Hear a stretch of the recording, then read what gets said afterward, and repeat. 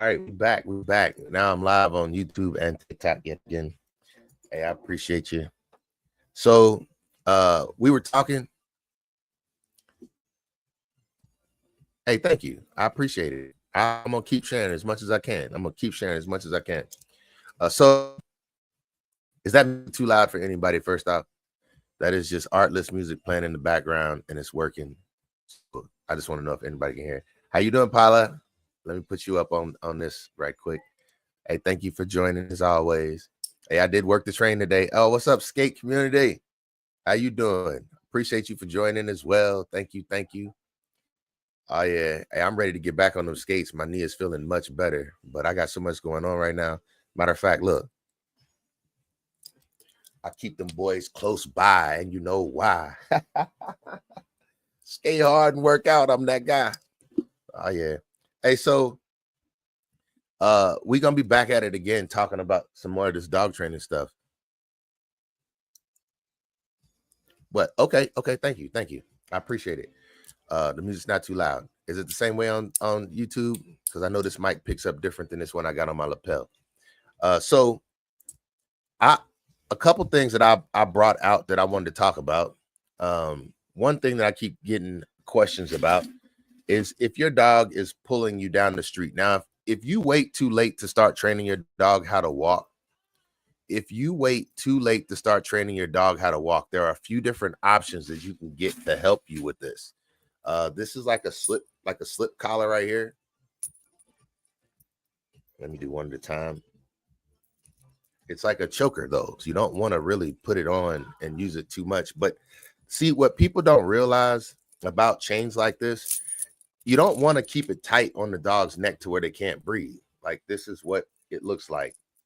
You see that, how it slips like this? The point of this is to get the dog's attention if you use it loose. And then basically you want to create slack and then create tension, and that catches the dog's attention. You don't want to walk the dog down the street with it constantly choking itself as tight as it can be, because this just slips back and forth. So the point of it is, when it's like this, you pull it to get the dog's attention, but you don't want it tight around the dog's neck all the time. And you don't want it so loose that it can just flat off the dog's head. But this is one of the things that you can use right here. And you see how when it's off, it just goes back to being a regular. So the way you use it, you take the chain, you have a hole like this, and you slide it through like that right there. And then it stays like that. So that's one of the ways you can use it. But this one is not the most effective one. If you have a dog that's not a like a strong dog, like all these big dogs that people keep getting, cane corsos, I don't know. There's so many big dogs out there, and people are seeming to love big dogs these days. What I tell people is, people ask me, when is it too early to start training? And I'm telling you right now, it's never too early to start training. Now, when your dog is a puppy, don't go out and get something like this. Don't get something like this when your dog is like first coming home.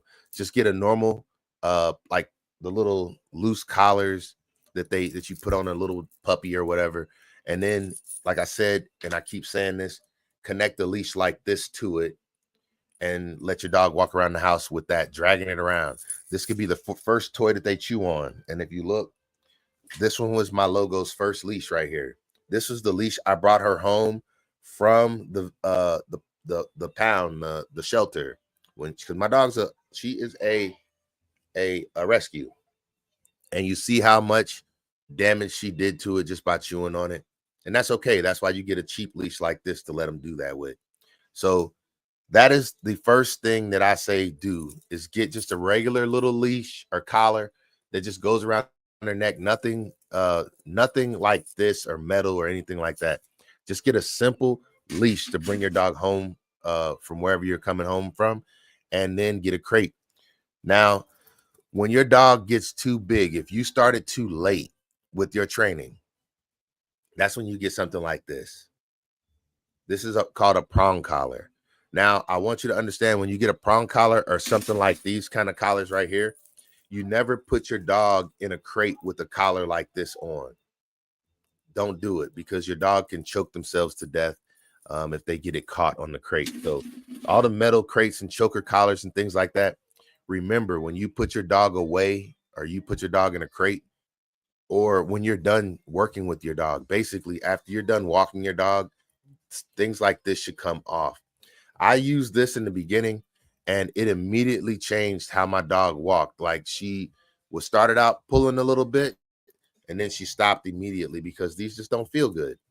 But you don't want to have to use things like this, and you can avoid using it if you start walking your dog at a young age. And what I mean by a young age, I'm saying when your dog is in the house with you, if you have the leash connected to it, like I recommend, this one right here, whenever you want to walk from one room to another, pick up the leash. Pick up the leash and walk your dog to the next room. Just take it for a walk in your house. Now, what I'm saying is you should always be paying attention to a new puppy whenever you bring it home. But once you get it home, how you doing? Hey, thanks for joining. I appreciate you. No, I have not. I'll check it out though. I'll definitely check it out. I worked on the train today, so I got some content for you as well. But what I was saying about this, you hook this to your dog. Now, remember, dog goes from crate to outdoors, use the potty, bring the dog back in. You can play with it after it used the potty, but make sure it does number 1 and number 2 before you play with it indoors, because especially new puppies, they are very big into having accidents, especially if they get excited. They have small bladders, so they can't hold it long. Don't engage with them too long when you first bring them home. I say 15-minute play sessions is a good amount of time, and then put them back in their crate. If you're not going to be paying attention to them, make sure they go back in their crate. Hey, thank you for all the hearts. I appreciate it. So here's what I'm going to show you next.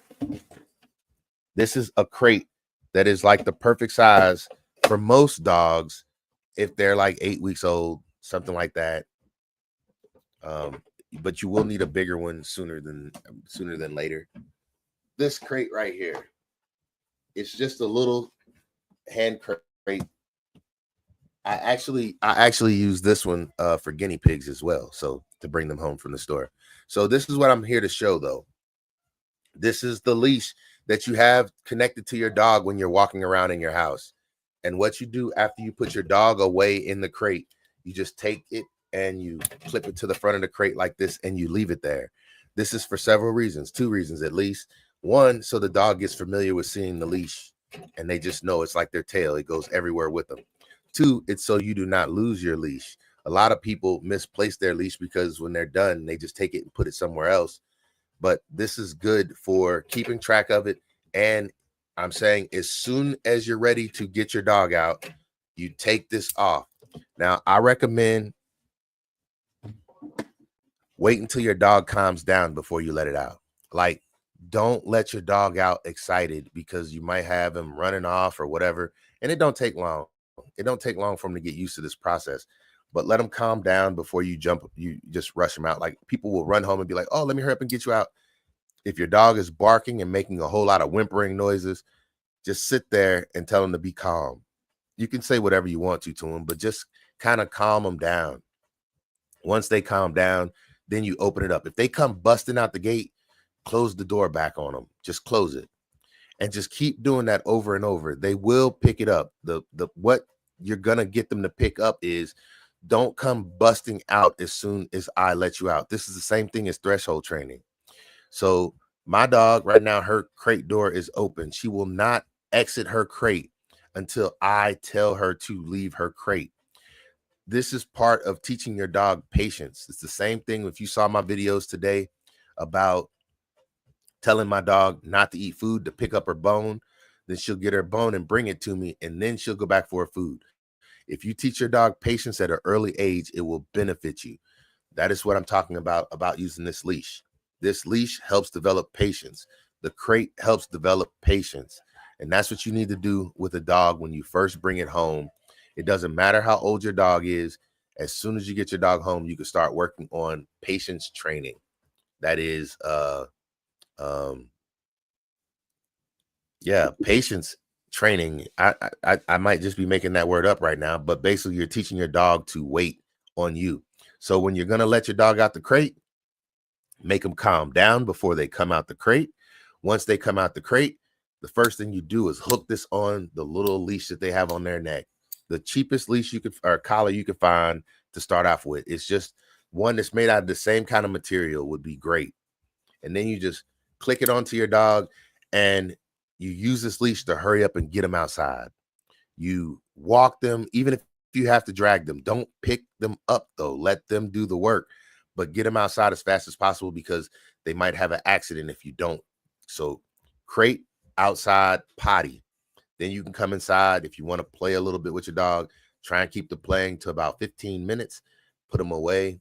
You can come back and get them a couple hours later. But I'm saying if you get them again a couple hours later or whatever you decide to, make it the same process. As soon as they come out the crate, outside to the potty, back in the house if you want to play.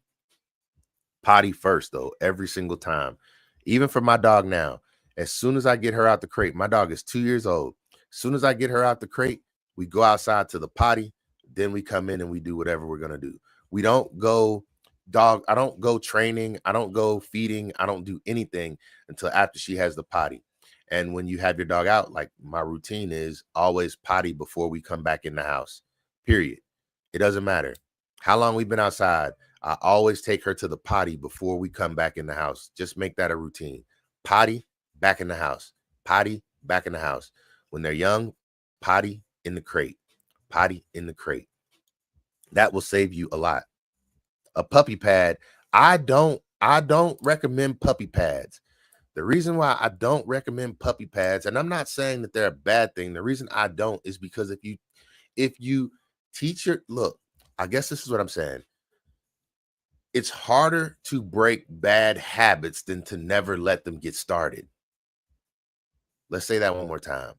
It's harder to break bad habits than it is to never get them started. Let's just go off of, let's just say you have an addiction of some sort. I don't care what the addiction is. If you never would have started, it would have been much easier to leave it alone than it is to quit. And when a dog smells its scent or knows that it was okay to use the bathroom in the house, well, what it's going to do is say, well, I didn't have a choice, or I didn't feel like holding it. You didn't make it home fast enough. And they will just find that area where they were able to leave that scent or where their memory said it was okay to do it. And then they'll do it. What is this right here? King invites you and co-host. I don't know about all this. I'm sorry. I wish, my bad, but I don't know what all that is about. So I'm still learning all this stuff. I appreciate the invite. I got to learn a little bit though. So what I'm trying to say is don't make a habit of letting your dog think it's okay to use the bathroom in the house. That's just my recommendation. I know other people recommend other things. Just like I am a different kind of person, maybe even a different kind of trainer. As you can tell, I don't use treats. I use dog food for training. I don't use toys. Now, I do have some toys here that I want to talk about, though, because I do use toys, but I don't use them like other people use them. So these are the type of toys that I use. And these are made by Playology. Hold on right quick. Logo, get your bone. Bring it. Get your bone. Bring it. See, watch this, y'all. Good girl. Sit. Out. So she just brought me her bone. This is her bone right here. And this is a new version of it. Basically, it's the same thing. But if anybody ever wants to know what that is, there it is right there. Playology beef. And so she just brought this to me. And that just shows when she wants to get out of her crate, she knows she can. You want your bone? Put it on your mat. Put it on your mat. Good girl. Relax. See, and when I tell her to relax, she just gets back in the crate. Free. Now she's going to come back over here. You can come if you want. She's over there wagging her tail like, I don't know what to do. Well, anyway, so these are the toys. Oh, look, you can't see that toy. You can't see this toy on YouTube. That's funny. That boy looked like you could see through it. That's cool. That's dope. It's green screen, but it's still wiped out blue. Anyway, so here's a red one. You can see this, but it's made by Playology. It's pretty cool. I keep a couple of them. We haven't played with this one yet, but that's because I don't do a lot with toys other than her bone. That's one of them. But these are very, very durable. She's had that that bone for over a year, so I have not had to open this one. But I thought we lost it one time, so I went and got a backup in case we lose it again, and that's why I have this one right here. So I do toys, but most of the toys, like I said, I'll give her like a stuffed animal that I'm parting with for my kids. They're too old for stuffed animals now, so I still have things. And I also do puzzles, like the Kong puzzles, like the Kong where you can stick something inside of it. So Kong has a couple different feeders that you can put their food in. I just recommend that make your dog work for its food. Hey, she is a good girl. I kid you not. Like, she listens to me all the time. There is no time where she's not listening to me. But that's what I was saying. A trained dog is also kind of like, and forgive me for saying this, it's a broken dog because she doesn't know what to do without me telling her, because that's what she's been doing her whole life, is listening to me. And there is not a time that she's not listening to me. The only time she's not listening to me is when she's listening to music. I'll play music in my office for her if I'm not in here or something like that. But I do not let my dog roam freely throughout my house. What's the interaction like? What kind of interaction? Like for me and her, it's always I mean, I guess we hang out, but she's normally just listening to me tell her what to do. I know that sounds bad, but that's what training is. It's telling your dog, oh no, my kids don't, no one in the house does anything with my dog but me. Nobody. She works with me. She's a service dog. So nobody else plays with her. Nobody else does anything. Nobody takes her to the potty. Nobody takes her outside. Nobody does anything. It's just, she just works with me and me only. But she goes everywhere with me. I'm talking about, she goes to work with me. She goes, I tell people my dog is more like a police dog than it is anything else. Like, it's not, I'm not saying that my kids can't play with her. Um, it's been 2 years of just me and her though. So my kids, they might like go outside and no, nobody plays fetch with her. She loves my kids. She runs over to them and wants to get pet by them all the time, but that's about it. If we go anywhere or do anything, she's walking with me. It's kind of hard to have multiple people um, doing things with a dog and expecting it to be some kind of consistency, because you might say one thing and then the other person might say something completely different. So you got to kind of uh you got to basically, just like with anything, if you have, like, even with kids, you got to kind of be on the same page to make sure, like, if you don't want your kids jumping on the couch, one person can't be at home letting them jump on the couch while the other person's out the house jumping on the couch. Yeah, yeah. No, mine are too. I guess what I'm saying is you can train still to do things. What I would say is, whoever you want the dog to listen to the most is the person who does most of the things with it. The hand feeding, like, you want my kids are here. They could come in here and play with her. They ask, can I pet her? Can I take her for a walk? If they want to, but most kids don't want to be responsible. They just want to have fun. You know what I mean? Like, I don't tell them to go out and take her to the potty. I don't ask them to clean up after her. But it's okay if you have kids and your kids are always around. I'm just saying, in the beginning, especially, make sure that the dog has a safe place that it can go to get away from the interaction. Like, basically, dogs get overwhelmed sometimes, and if they get overwhelmed, they don't, where can they go to get away from all the action? And kids can come with a lot of action all the time, especially young kids, like little kids. If they're real small, that's why I waited until my kids were a little bit older before I got a dog, because I wanted to make sure they weren't pulling on stuff, wasn't doing stuff. So you got to make sure your dog has a safe place to go to, um, outside of. So I need to change the color of my shirt. Yes, yes, it would make you the alpha. And what I'm saying is, the best way to do this is let your kids play with the dog, but then you call the dog over to you and give it some food. Like, make it okay. My kids are too. Yeah, my kids are 12 and 15. So same age. Yeah, yeah, it's perfect then. You got the perfect age. No problems. They will know not to pull on fur. They will know not to pull ears and grab tails and different things like that.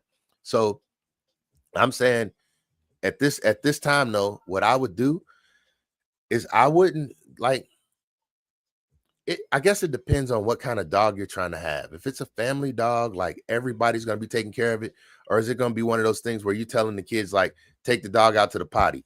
Because what I'm saying is if you want it to be done the right way, you have to tell your kids how to do it. If you let your kids just go and get the dog out the crate every single time, just explain to them when you get the dog out the crate, make sure you take it straight outside and let it use the potty. But kids aren't going to do it with the same kind of discipline that you would. At least I don't believe so. So what's going to happen is you're going to have a pee stain in your carpet. And once they find that pee stain and they smell it, they're going to walk around. And it's basically what I'm saying is the reason why people used to say, if your dog pees in the house, rub its nose in it and then whack it, that tells it don't ever do that again. Well, what I'm saying is if you don't do that, and I'm not encouraging you to do that, I'm not. I, it worked, but I'm not encouraging you to do that. What I'm saying is if you never get a pee spot in your home, you don't have to worry about the dog finding that pee spot again and utilizing it again. Just think of it kind of like when you smell your favorite food in the air, it just reminds you of your favorite food and makes you want it. If your dog wasn't thinking about peeing, but then it smells its scent inside the house, then it thinks, oh, my bladder, I need to use the bathroom, and it might pee again. And my dog uses the bathroom in the same places over and over again. I have one area in my yard that I am okay with her using the potty. That means I only have to clean up poop in one area, and pee, you just can't do nothing about that, but it will turn your grass brown. So find that area in your yard where you're okay with the grass being brown, because that's what's going to happen. But see, what a lot of people do is they just open their back door and let their dog run out in the backyard and pee wherever they want to. It's nothing wrong with that. If that's how you train, that's how you train. Hey, God loves you too. I appreciate it. I needed to hear that. I did. I know he loves me though. Oh, I believe it. He gives me grace every day. He blesses me with another day. Blesses me with breath. I'm saying I feel blessed all the time. I appreciate it though. But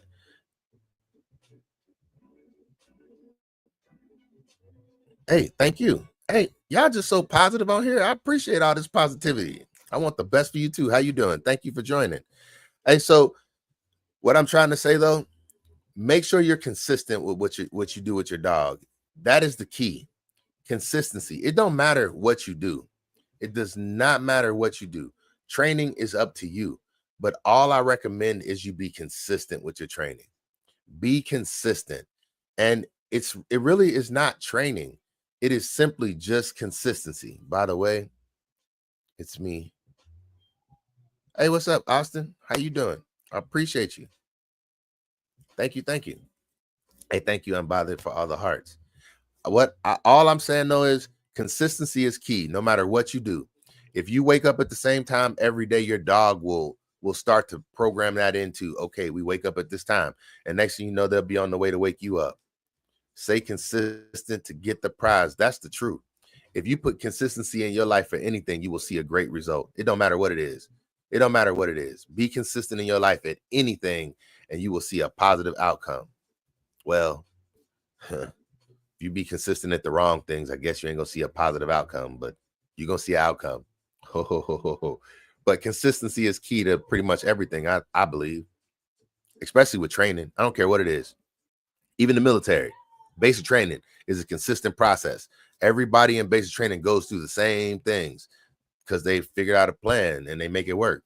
Even if, and I know this sounds horrible, people who are in jail, they go through a consistent process. Consistent. It don't matter. Training is consistency. That's what it really boils down to. Just be consistent with things over and over. And that's what I'm saying about my dog. I've been so consistent with her that all she knows is when I say something, because I don't give her the opportunity to learn on her own. Thank you. Thank you. Thank you. I appreciate it, y'all. Y'all running them numbers up. 3,600, 3,700. I appreciate it. But I have never been anything other than consistent with my dog. Now, that means I don't ever get to sleep in, but I do. I get to sleep in because I've trained her to hold it until I come to take her outside. My dog does not get to ring a bell to go outside, or there's all those type of things. No, everything is kind of like, all right, let's go outside. I just have to be consistent. Like, I'll take her outside again, probably between midnight and 1 o'clock in the morning, and then she'll use the bathroom, and then I'll come back and get her probably at 8, 9 o'clock in the morning, and we'll go outside again before we go to work. But she goes to work with me, and so she knows when we get to work, she got to use the bathroom before we go in the building, because it's no telling when I'm gonna get another break, and she understands that now. In the beginning, she didn't, and we had accidents. We did, but it ain't always perfect, and it takes time. That's right. Uh, that's part of why I have her, because there are things inside of me, like she's a service dog. Um, and with her being a service dog, it's to help me deal with some things that I deal with in life. And I'm saying that she has greatly added to my quality of life by being here. And that's why I say sometimes I would like to retire her, because I don't want her to feel like she has to live a life of work her whole entire life. A lot of people don't understand that, and they look at it like, oh, that's so mean, you're replacing her or whatever. No.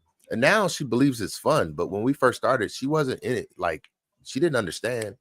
But I do believe she works like a police dog, and I don't want her to have to deal with that when she's like, but she'll be so accustomed to it that she ain't gonna know nothing else. I don't know what age would be a good retirement age for a dog.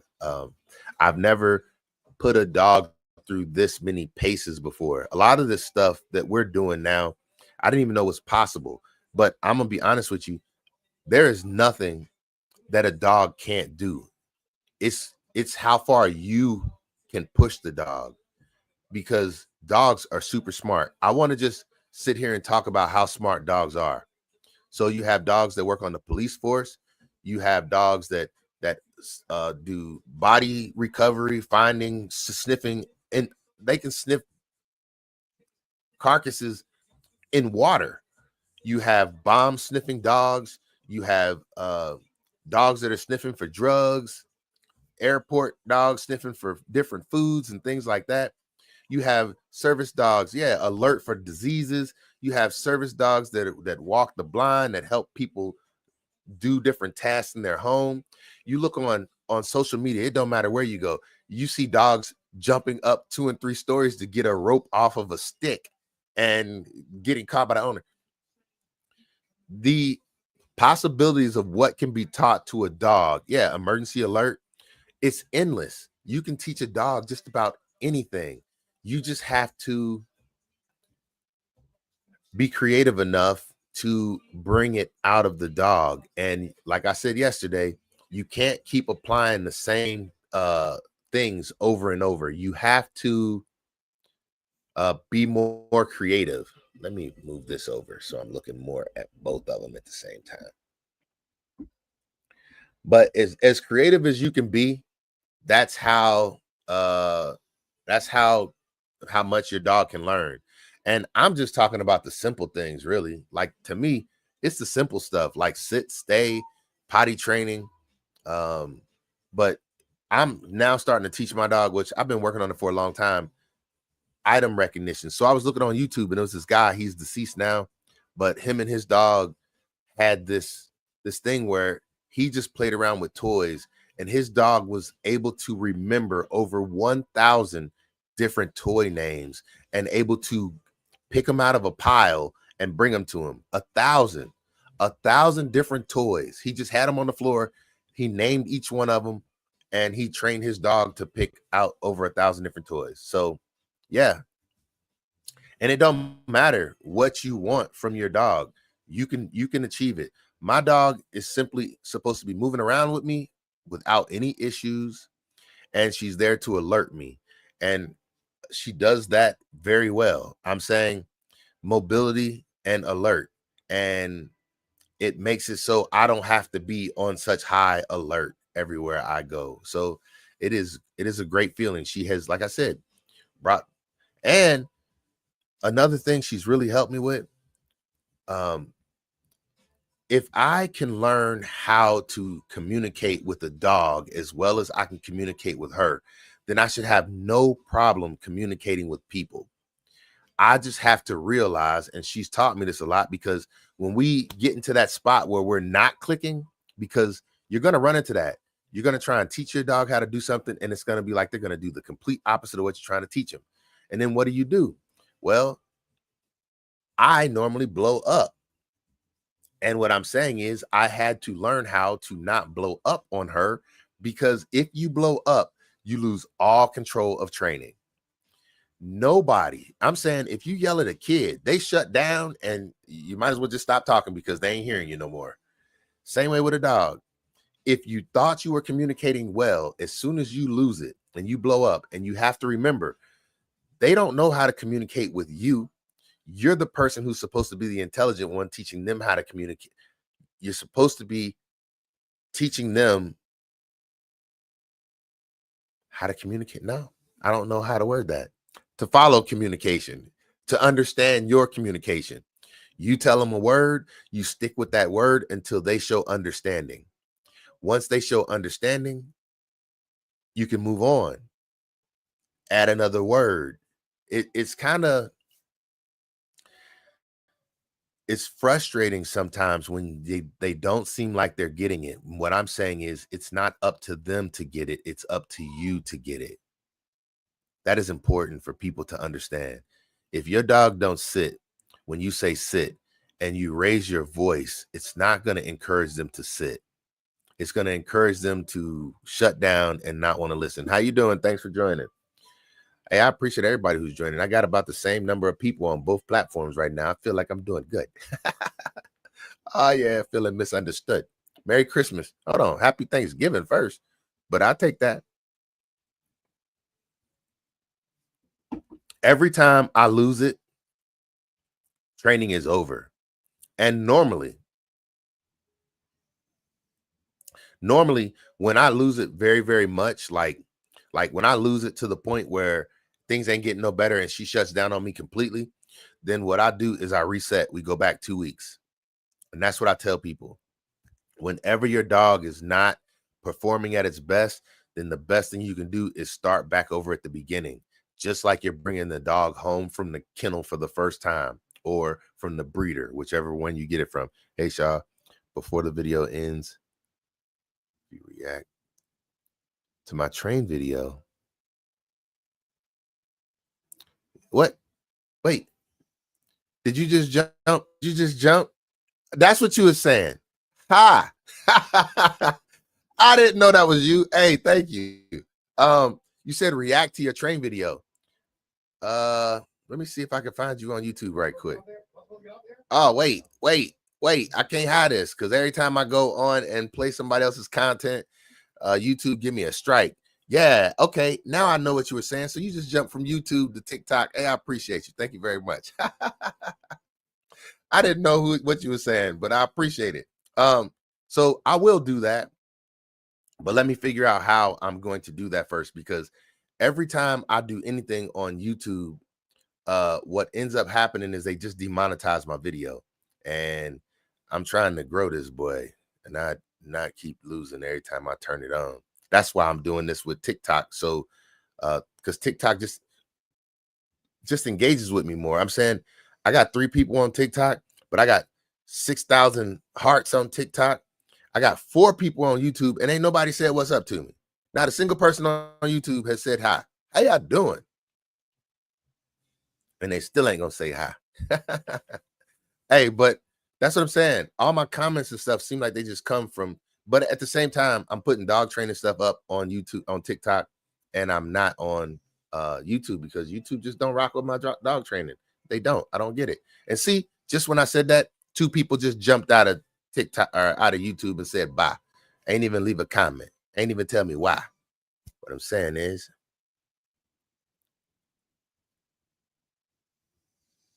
so you don't have any music or anything on it? Let me see if I can find you on here. Let me go to my subscriber subscriptions. Where? What's going on?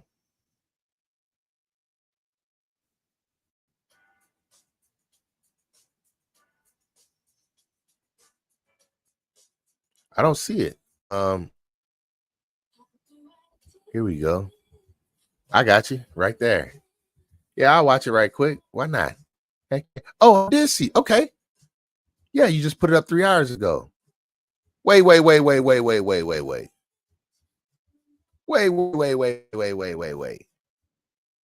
How? How? How? Did you come ride? Wait. A video for Mr. Shaw Speaks, Liberty Center Express. Oh, hey, thank you. I appreciate that. Hey, that's so cool. Let me turn this volume down. That is cool. And you even got my logo in it. Hey, thank you for that. I appreciate it. You put music to it? Hey, that's dope. Thank you. That is so cool. I'm looking at it right now. It says a video for Mr. Shaw Speaks. Shaw Speaks, Liberty Center Express of Watman. Oh, and the Watman soundtrack. Yeah, see, that's what I can't play, that Watman soundtrack music. They will end up getting me, but I will be listening to that, though. I appreciate it. Heck yeah. Thank you. See, that's what I'm saying. The train content does good on YouTube. Oh my goodness, that train content is taking off. Man, I need to change my shirt color. Now I understand what I'm doing wrong. They got this white text on here. That's the soundtrack. Yeah. I understand it. I understand it. Yep. I just watched it. Well, I didn't watch the whole thing, but I will as soon as I get off of here. I'm definitely gonna watch that. That was great. Thank you. Yep. But the train content does good on YouTube. It don't do good nowhere else. And the dog training seems to be doing good on TikTok, but it don't do good nowhere else. So I appreciate everybody who rocking with me.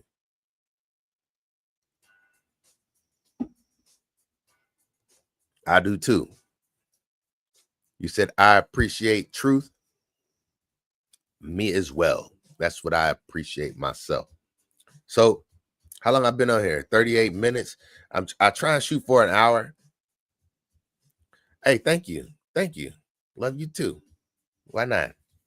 I think everybody should be spreading love around this world. Yep. What else we got? Anybody got any more questions for me? Anybody want to ask some more questions, some dog training tips, anything like that? I'm here for it. I feel like I'm as real as they get. At least that's how I feel. I mean, and I am me. Go ahead, let me hear it. What's your question? Help me out right quick. Give me a good one. What you mean you don't know? You just said you had a question. How you don't know? You could have made one up. Could have asked anything. Anything. What's my story? Go ahead. You want to know my story, or you want to ask me something different? You can ask anything you want. Okay. Go for it. What you want to know? I mean, I ain't acting like I'm all knowing. So you'd rather know my story. Wow. I'm gonna have to take you back a long ways to hear my story. So if I had to tell a story about myself, okay. You got no questions. You just asked me my story. That's a good question. What's my story? My story. Um,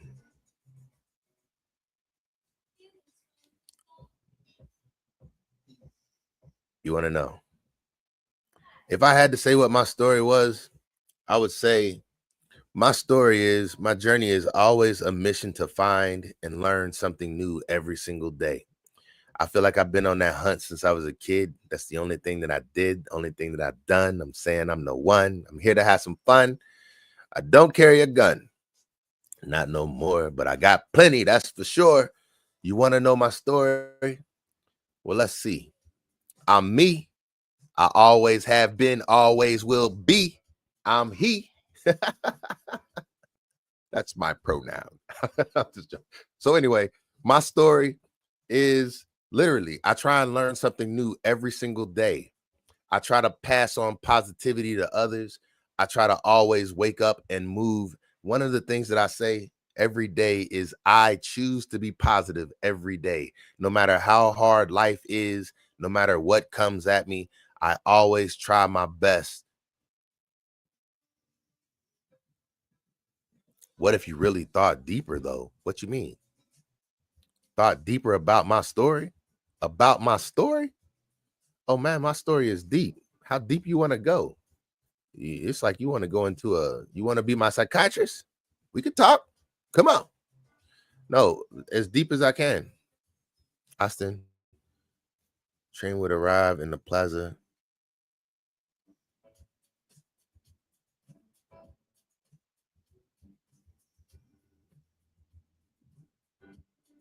So they got a new train now. How did I get my wisdom? Hey, I'm gonna be honest with you. That was just through the grace of God. I believe that he bestowed everything that I have upon me. Ain't nothing that I have of my own doing. If I thought it would be of my own ruin. Put a foot in my mouth, but no shoe in. I'm trying to tell you, I'm here for it all. I feel like God put something on my spirit, like it's a call, Ling. You know what I mean? Yeah, I'm dead serious. I don't believe that anything that I know is of my own doing. Nah. We ain't trying to be no. Hey, I love to have fun with words. I do.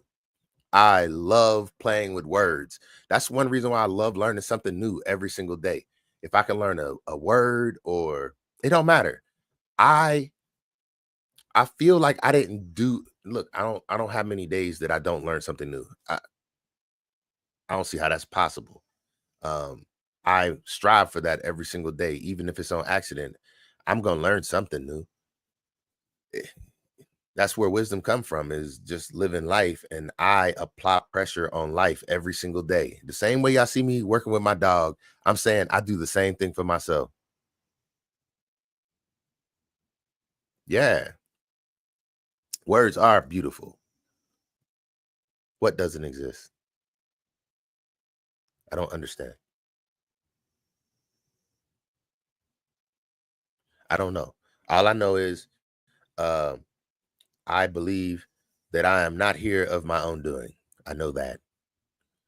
Bible knowledge. I'm saying, to me, um, wisdom is wisdom, and the Bible is full of wisdom. I, I, I I guess what I'm saying is, all things that happen in life or in the world happen in repetition. Everything happens in repetition. I don't believe in superstition. I'm saying the sun goes down and the sun comes up. Um,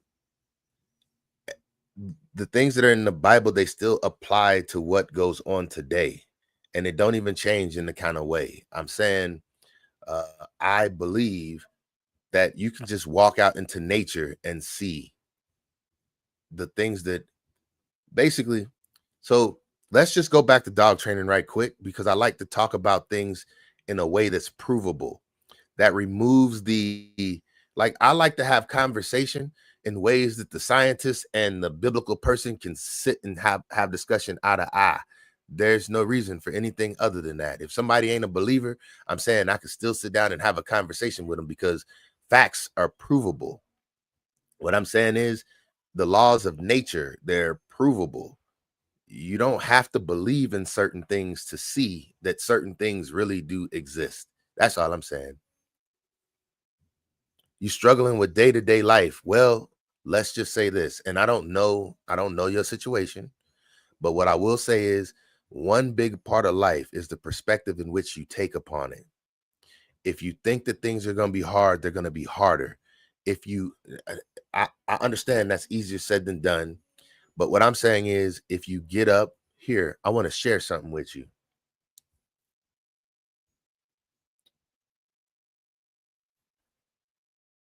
I got to find it first. My bad. I wasn't ready for this, but I think this is something that might help you. I share this with a lot of people. I got to find it though. I got it in my photos here. I can find it in my photos pretty easy, I do believe. Here we go, right here. I want you to take a look at this right quick. It says 5 lines you should speak to yourself daily. 5 lines you should speak to yourself daily. First line is, today I choose to be positive. So here we go. Every day, today I choose to be positive. Number 2, I am grateful for all that I have. I am grateful for all that I have. Basically, show gratitude for the things that you have. Instead of focusing on the things that you don't have, show gratitude for the things that you do. If you wake up with a breath of air in your body, you have a day to make a difference in your life. All right. Oh, I got a great job. There you go. See, already thinking positive. All right, let's move on to number 3. I am capable of achieving great things. I am capable of achieving great things. You are. You just said you got a great job. So that shows you can achieve great things. You see where I'm going with this? Number 4, I embrace challenges as opportunities for growth. I embrace challenges as opportunities for growth. That was number 4. And number 5, I take actions towards my goals every day. I take actions towards my goals every day. Look, I understand. Well, I don't completely understand. I can't sit here and make it sound like, huh? Okay, I'm happy, if that makes sense. I'm depressed at the end of it all. I don't see. That's what I'm saying. You're speaking in negative thoughts. So what I'm saying is, what are you grateful for? Tell me some things you're grateful for. Let's start there. You're typing a lot. Tell me some things that you're grateful for. Give me 5. 5 things that you, my animals. Okay, what kind of animals you got? Your daughter. Here we go. There we go. What else you grateful for? Your good job. You should be grateful for that. Your family. Okay, thank you for chiming in on that one. Everybody can type what they're grateful for. My house. See, there you go. So you already showing you got a lot to be grateful for. Yeah, see, that's what I'm saying. So now what I'm trying to say is, if you focus more on what you're grateful for, it will take here. I want to share something. This is what I feel like I'm here for real. Like my whole goal was just to get on here and be able to talk for an hour, but this is the type of stuff that I love right here. This is what I love. Nah, we not. We not. I don't believe that. What I'm saying is, this is what I try and tell people to do. Okay, calm down. You typing fast and you still going in a negative direction with your thought process. So let's change this a little bit. Let's think a little bit more positive. What I try to tell people to do is learn how to get control of their thoughts. See, what a lot of people don't, okay, hold on. I'm gonna help you with this. What a lot of people don't realize is there's this thought process. There is a feeling that happens, then there's a thought that happens, and then there's an action. If you can learn how to, once you have a feeling, to get control of your thoughts, you can take a different action. So let's just say it easy. I have a feeling that I'm hungry. Most people have that feeling of being hungry. They go immediate to an action, or excuse me, to a thought of I want to eat, and then they just go and eat. What I'm saying is you can grasp, you can take control of your thoughts. If you can take control of your thoughts, you can take control of your actions. So what I recommend to people is write down, I say 14 thoughts every day. 14 thoughts is what I tell people to do. I do this for myself. Here, I will show you exactly what I mean. I use this app called Trello. I don't get any money for talking about this. I'm suffering from the reasoning of existence. No, no, that's not. I don't believe in that. I believe that as humans, we suffer from our own intelligence. We think that we're so intelligent of a creature that we make problems for ourselves. Most of the problems that we have in our life are the problems that we created for ourselves. This is a fact. Like half of the stuff that we have in our lives, we don't even need, but we keep trying to fill our lives with stuff. It makes no sense to make money to you. Like, okay, well, that's not okay. I agree with you on that because money was not necessary at the beginning of time, but it became a game. Yeah, we do have to play the game. And we got to learn how to get good at the game. Listen to this. Have you ever played Monopoly before? Have you ever played Shoots and Ladders before? You learn the rules of the game. Once you learn the rules of the game, you get better at playing the game. Yeah, we have to play it. That's what life is. Life is the game.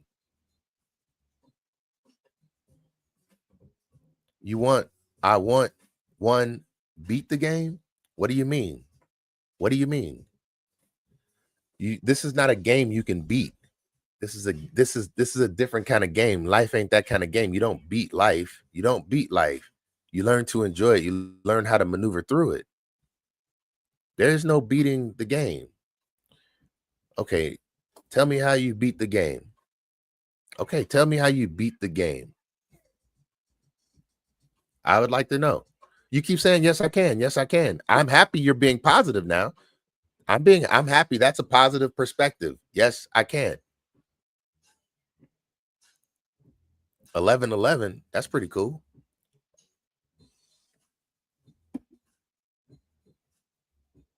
How do you beat the game? What is the name of the game? What game are you playing? Because life has like 15 million games in it. Hey, yeah, you are. Life has a bunch of games in it. You got a money game, you got a love game, you got a relationship game, you got a family game, you got a stuff game, you got there's a million different games in this world or in life. No, you said the world you're in makes sense.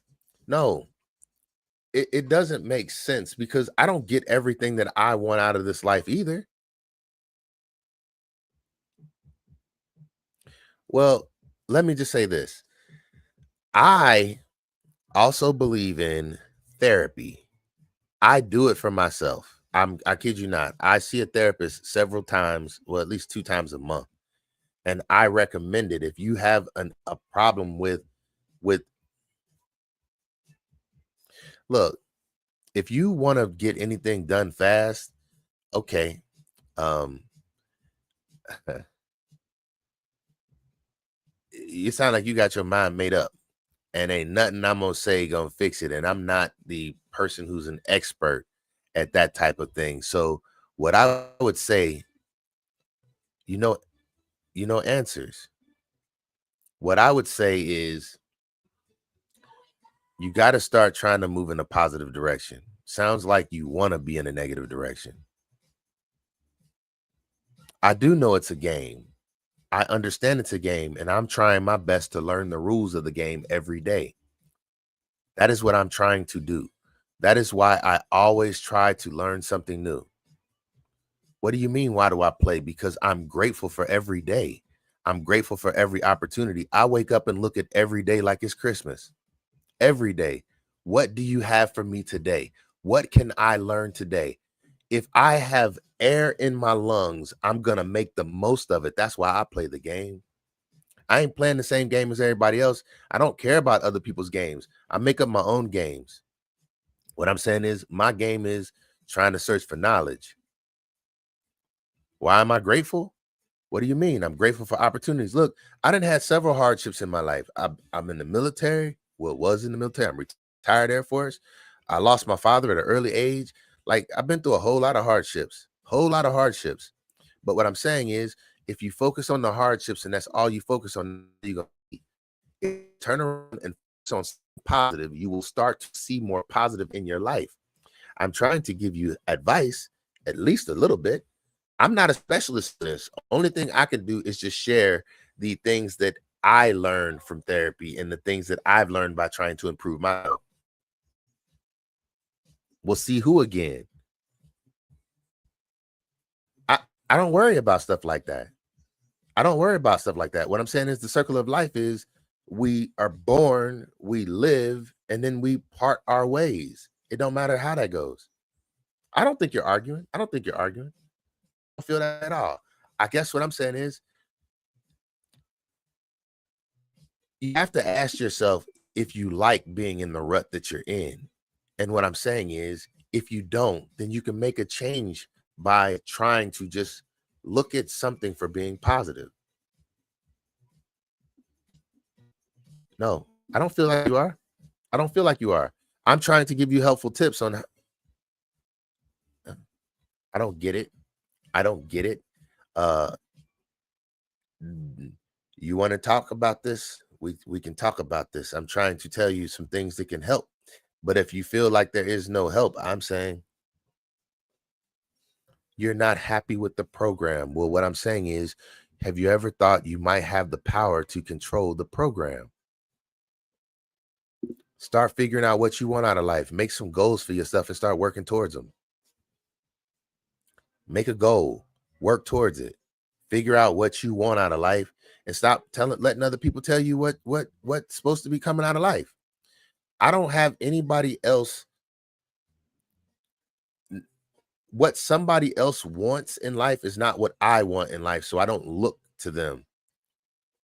Okay, now you're talking matrix talk. Now you're talking matrix talk.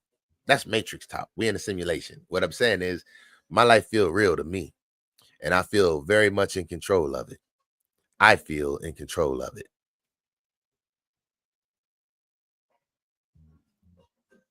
Do you have to go to work tomorrow? I don't know. Are you on the clock? Are you on the schedule? I got to go to work tomorrow. But let's just be clear. I don't have to go to work tomorrow. I choose to go to work tomorrow and I'm on the schedule so they kind of line up. But do I have to go? No, I don't. Yeah, but if you don't do some things in life, you will pay the consequence for not doing them as well. There's always a consequence. Look, to every action, there's an equal and opposite reaction because you got to pay bills. Well, what I'm saying is there are ways to get around that are a positive way. What I'm trying to tell you is if you work towards uh basically if I don't want to jump too far ahead because it sounds like we are kind of like talking kind of far off of each other, but I'll just give you this. If you can start working and you know how people say work hard, play hard, let's just drop that play hard out and put forth a little work, put something aside, and then let your money start to work for you, then you won't have to work as hard as you do.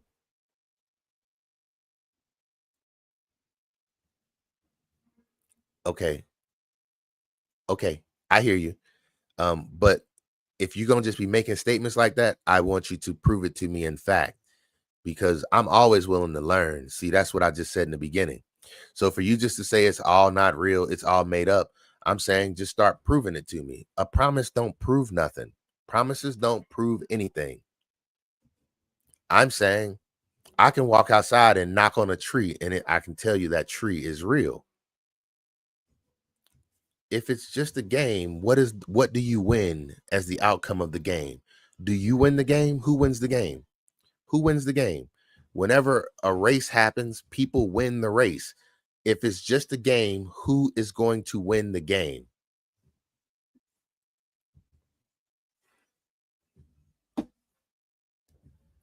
Then it's not a game if no one wins. It's not fun. It's not I can't look at it as a game if no one wins. Someone wins at games all the time. Why do you question?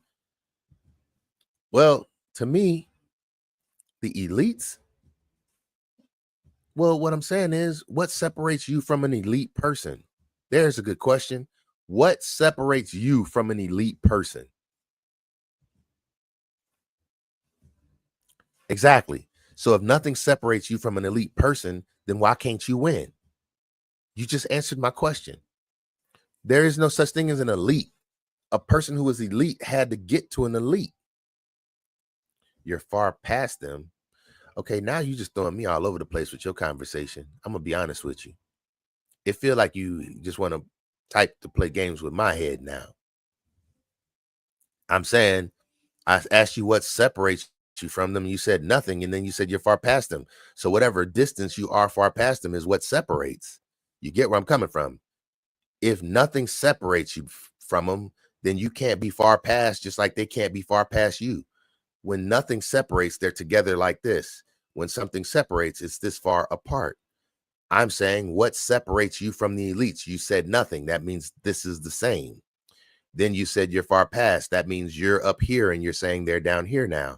So separation, it doesn't matter if the separation was you below them or you above them. I'm saying when I ask what separates, separation means you're not together. That's all I'm saying. That's what I'm saying. This is like how wisdom and stuff kind of go. It's you can't just say stuff. You got to sit here and we got to work through it and talk about how we getting somewhere, because just throwing words out to make me chase a conversation, it only feel good if I feel like we gonna land somewhere, but it feels like you just want to be in this thought process because I have to. Okay, what I'm saying is everybody has to go through that in life. We all have to get up and do something with our lives. Right. But you know what? You can choose not to have the animals. You put those in your life. That's an expense that you have to get up and take care of. If the animals are too much for you, obviously you want to keep your daughter, part ways with the animals. Then you don't have the expense of taking care of them. What I'm saying is, if your house costs too much, yeah, I get it. I love them. Yeah, yeah, yeah. Then you love the struggle that you're in as well. What I'm saying is, if you have too much pressure on you, then you need to start figuring out ways to start relieving pressure. You get where I'm coming from? There's something. No, I love this world. And I'm sure I'm going to love the next one as well. No, I love this world. I do. But I feel like I'm destined to go somewhere better than this. I do. Well, I'm saying that's a tough one right there. But I can't change the way you think. I can't change the way you think. Well, if it's a joke to you, then that's how you're going to view it. And what I'm saying is, I believe you're just choosing to be negative in the moment. I don't know who you say when you're saying we. I don't feel behind anywhere. I feel like I am a positive person. I feel like I am moving with the speed of God. Whatever God has for me, that's what it will be. I'm moving at his speed. He's telling me how much time I got left on this earth. He tell me what I'm doing tomorrow. I'm saying, I don't believe that. I am not behind. What? He's my creator. How you doing? Hello. Great. We can get back to this dog training, hopefully. I need some people to talk to me about some dog training because I guess what I'm saying is, buddy, I can't do anything uh if you don't want to do something for yourself. You get where I'm coming from? You got to kind of want things for yourself. You can't expect it to be handed to you, and you can't expect somebody on TikTok to have all the answers for you. And you ain't gonna convince me that life ain't worth living. You get where I'm coming from? It's a real conversation to you. I get it. I do get it. But what I'm trying to say to you is you're thinking a lot about negativity. And if you live in negativity, so you shall be. I think, therefore I am. You think that you're miserable or you think that life ain't worth living. And so that's why it is. Let's talk about that again. I think, therefore I am. Everything you think is what you are portraying and projecting right now. You get where I'm coming from? Hey, I appreciate it. Hey, That's good. I am too. Like right now, I am not a dog trainer right now. I am trying to get into it. I train my dog. I've trained a couple other people's dogs, but I would like to get into it more. But I actually don't want to train dogs. I want to help people with their dogs. I actually want to become a life coach. So that's why I'm loving this, buddy. I'm loving this. But that's what I really want to do is help people. Basically, as I help others, it also helps me. When I can get someone to understand, like Buddy right now, that this ain't all fake and all this stuff, I'm saying it helps me. Hey, I appreciate it. Thank you. Well, you want to hear my reasoning? Hey, I'm here for it. I'm definitely here for it. I'm trying to get myself to a point where I'm established enough to feel worthy of being somebody's life coach. But, Buddy, you want to hear my reason for being? I'm going to be honest with you. My reason for being is I feel like I've been put on this world because I got a purpose. And so I walk every day with a purpose, on purpose. I do everything I can to be beneficial to others. I know that I don't have much time in this world, so I don't waste any of my time. I want to get the most out of every moment. Listen to what I'm saying. I'm saying some people don't get the time that you have gotten. I'm saying, what up, Tommy? How you doing? I'm saying I know people who have not made it to my age. And I know that there's always something better coming tomorrow if you put that perspective on your life. I could tell you of a million things that I've done in my, okay, maybe not a million. I can tell you a list of things that I've done in my past that I never thought would happen to me in my lifetime. And that gives me hope that there's still so much more coming in the future. I'm saying the fact that I know the sun goes down and up every day just makes me look forward to seeing that boy come up again tomorrow. I don't need much more than that. I'm a simple person. If you're looking for a whole lot out of life, what I'm saying is you might miss the point of life. What coming? What is coming? What is coming? I don't know. I can't predict the future, but I can tell you I believe the sun will come out tomorrow. The sun will come out tomorrow. Hey, what I'm saying is you need some happiness. I don't understand your perspective because I guess what I'm saying is it seems like you want your perspective to stay in a negative place. And I don't like sitting in negative space. I think positive, and clearly that's not where you want to be right now. And what I'm saying is I just happen to give you access to me right now. You have access because I'm on a live stream. But this is not what I came on here for. If I don't understand your perspective, forgive me for that. But you ain't understanding my perspective either. So we're kind of equal. I'm just reading your comments, and you just happen to be the person who's commenting the most. So are we going to get somewhere with this? Huh? Yes. I don't need to question it. I got so much stuff that I want to tend to in my life. I don't need to question my day or my existence. I'm walking, looking for my purpose every day. If I don't find it, what harm is going to come? Think about what I'm saying. What harm is going to come to me if I make it through my life and never find the big purpose of my life? Then I die. There's nothing wrong with that. Oh, how long do I train daily? I try to do 15 minutes at least a day. 15 minutes at a minimum a day of training. But with my dog being with me all day, she's kind of like in training all day. But I recommend that.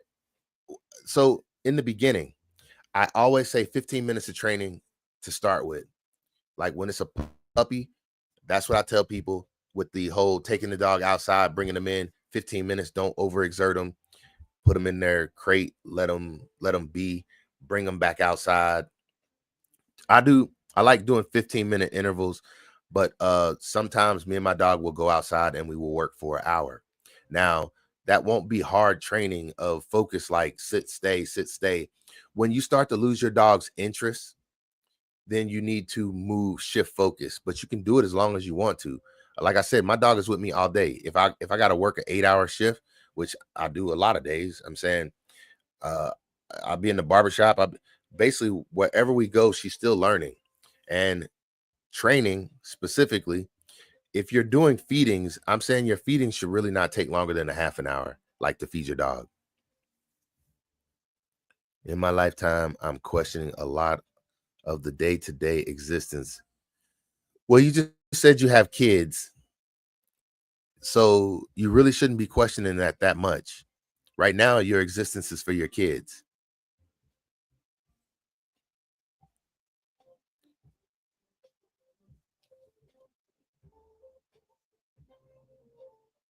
I don't understand what you mean. Spiritual being, and we are far past that time. Yes, that's good. I'm saying that's the best time when it's feeding time. So I'm gonna be honest with you. I got on here. I probably did my dogs. Like I gave her a little bit during the day, but I didn't finish her food until about 9 o'clock this evening. I just put 2 cups of food in a bag, like I see me using when it's over there on the floor right now. I put 2 cups of her food in that bag, and then I'm just walking around with that bag all day long. And I give her some food. But if I'm working or somewhere, that's why I use the gloves because and I just keep gloves in my pocket.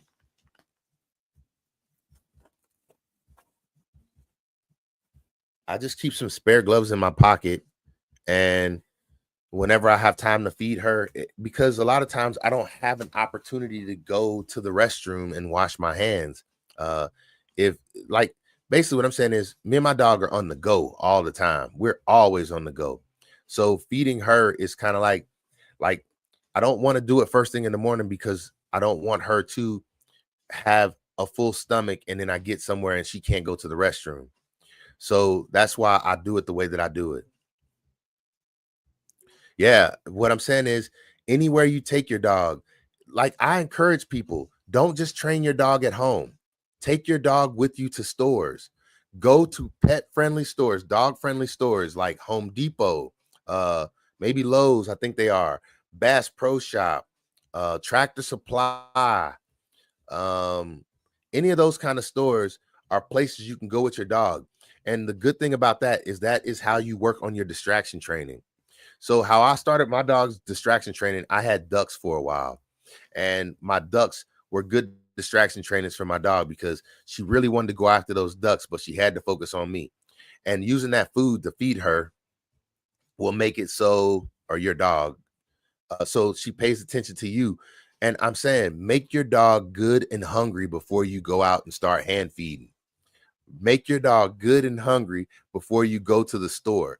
So then they pay more attention to you than they do. And if your dog does not pay attention to you, if you're in the store and your dog don't pay attention to you, then walk outside and don't give your dog any food outside.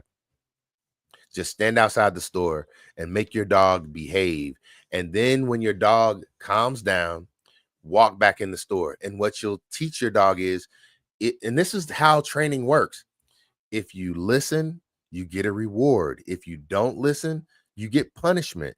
Punishment is walking away from the store. The dog wants to be in the store, around people, around other dogs. Just get your dog, walk outside, walk somewhere where nobody can distract you, and just sit with your dog. When your dog calms down or starts paying attention to you, walk back in the store and then start trying to feed your dog again. Before you go in the store, make sure your dog is all like I start out giving my dog one pellet at a time, one pellet at a time, just one piece of dog food, one piece of dog food.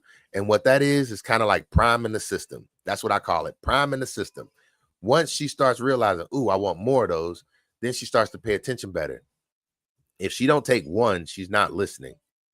If she takes one, then it's like, okay, now I got her attention. Then you walk in the store, feeding her, and that'll make your dog look up at you. People are like, oh, your dog looks up at you so much because she loves you. I love to think that, but I'm going to be clear. My dog does that because I have trained her to do that. That is what training does for you. Training makes your dog focus on you more. The more you focus on your dog and you make your dog focus on you, the more they will do things that other people's dogs won't do. My dog looks up at me because she's like, when you gonna give me the next piece of food?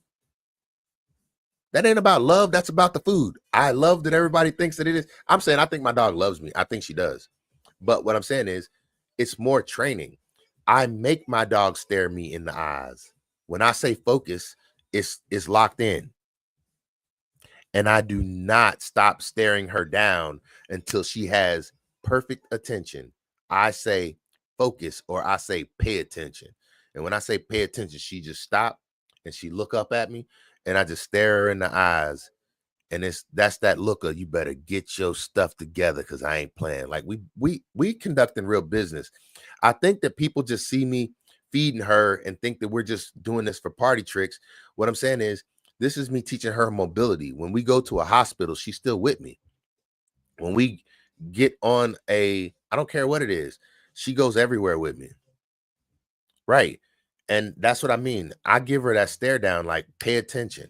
When I snap my fingers, oh, she focuses. She focuses big time because she knows I'm coming for her. Whoa, whoa, whoa. What just happened here? Let's go back to that.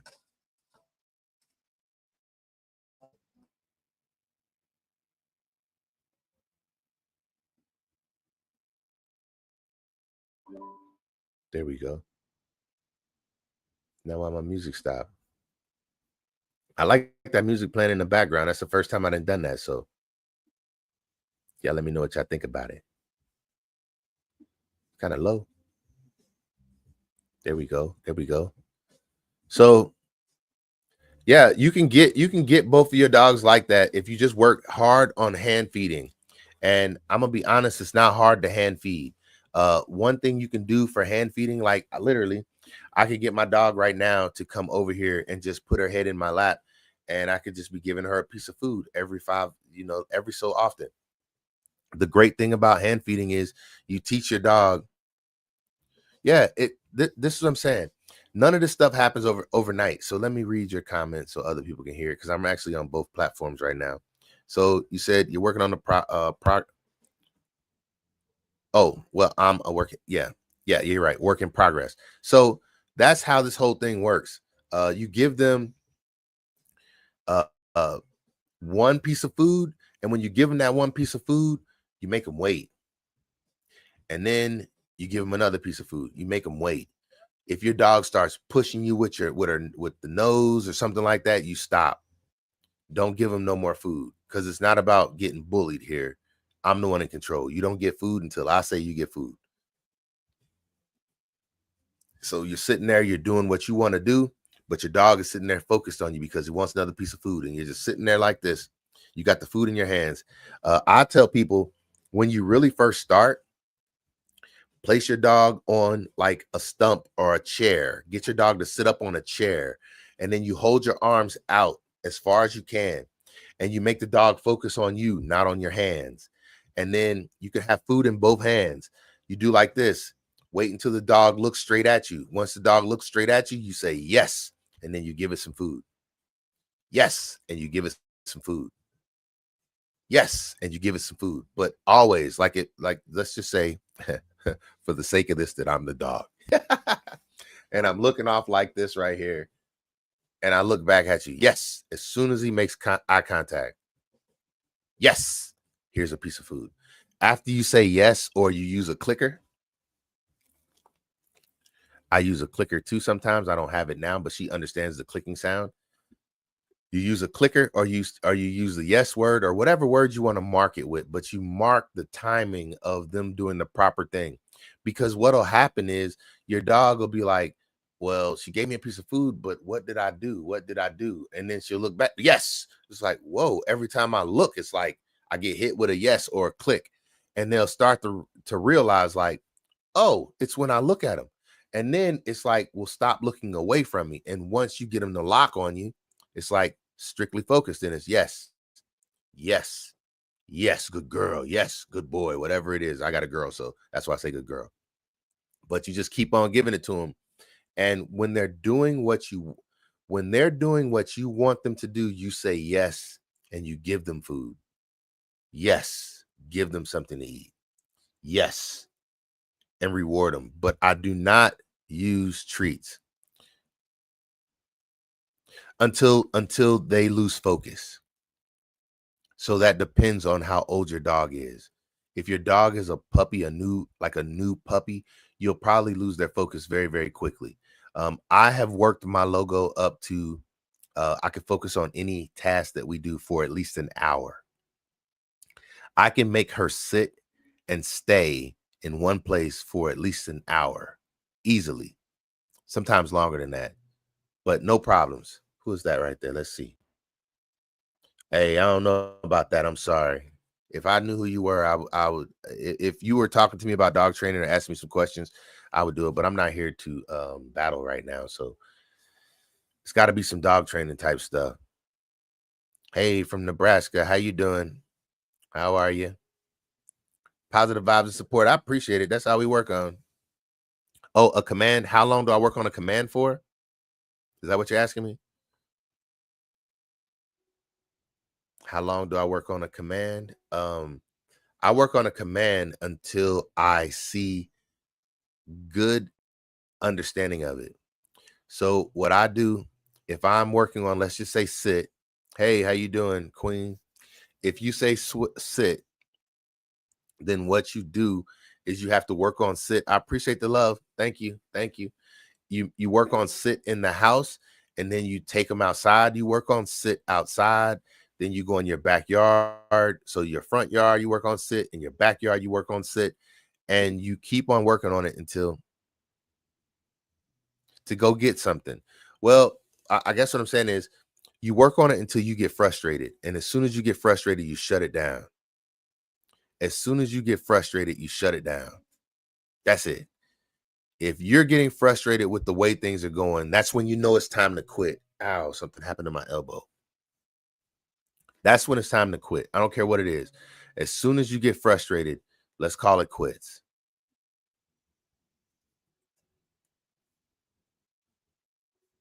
That's not my bad for calling you Quinn. What up, Phil? I said that's my dog's name. Hey, I appreciate it. I'm here for it. This is what I'm saying. Ask me anything. I want to be as helpful to people as I possibly can because it also helps me as well. So give me your best. Ask your questions. And if I'm not specific enough, let me know because this is how I'm going to get better at this. So I'm here for it. I am trying to get into this dog training just like you. Is it help me out? Is it Kina? Kenna? Kenna? I don't know how. Kenna. And then, okay, I feel like you hit the hearts. That mean I got it right? All right. All right. So that's what I'm saying. I'm trying to get into this dog training world. Okay, new dog training advice. Okay, for diet, I am not the expert on foods and stuff like that. I do hard foods because I train off of hard foods. I think there are several different diets out there that are good for dogs.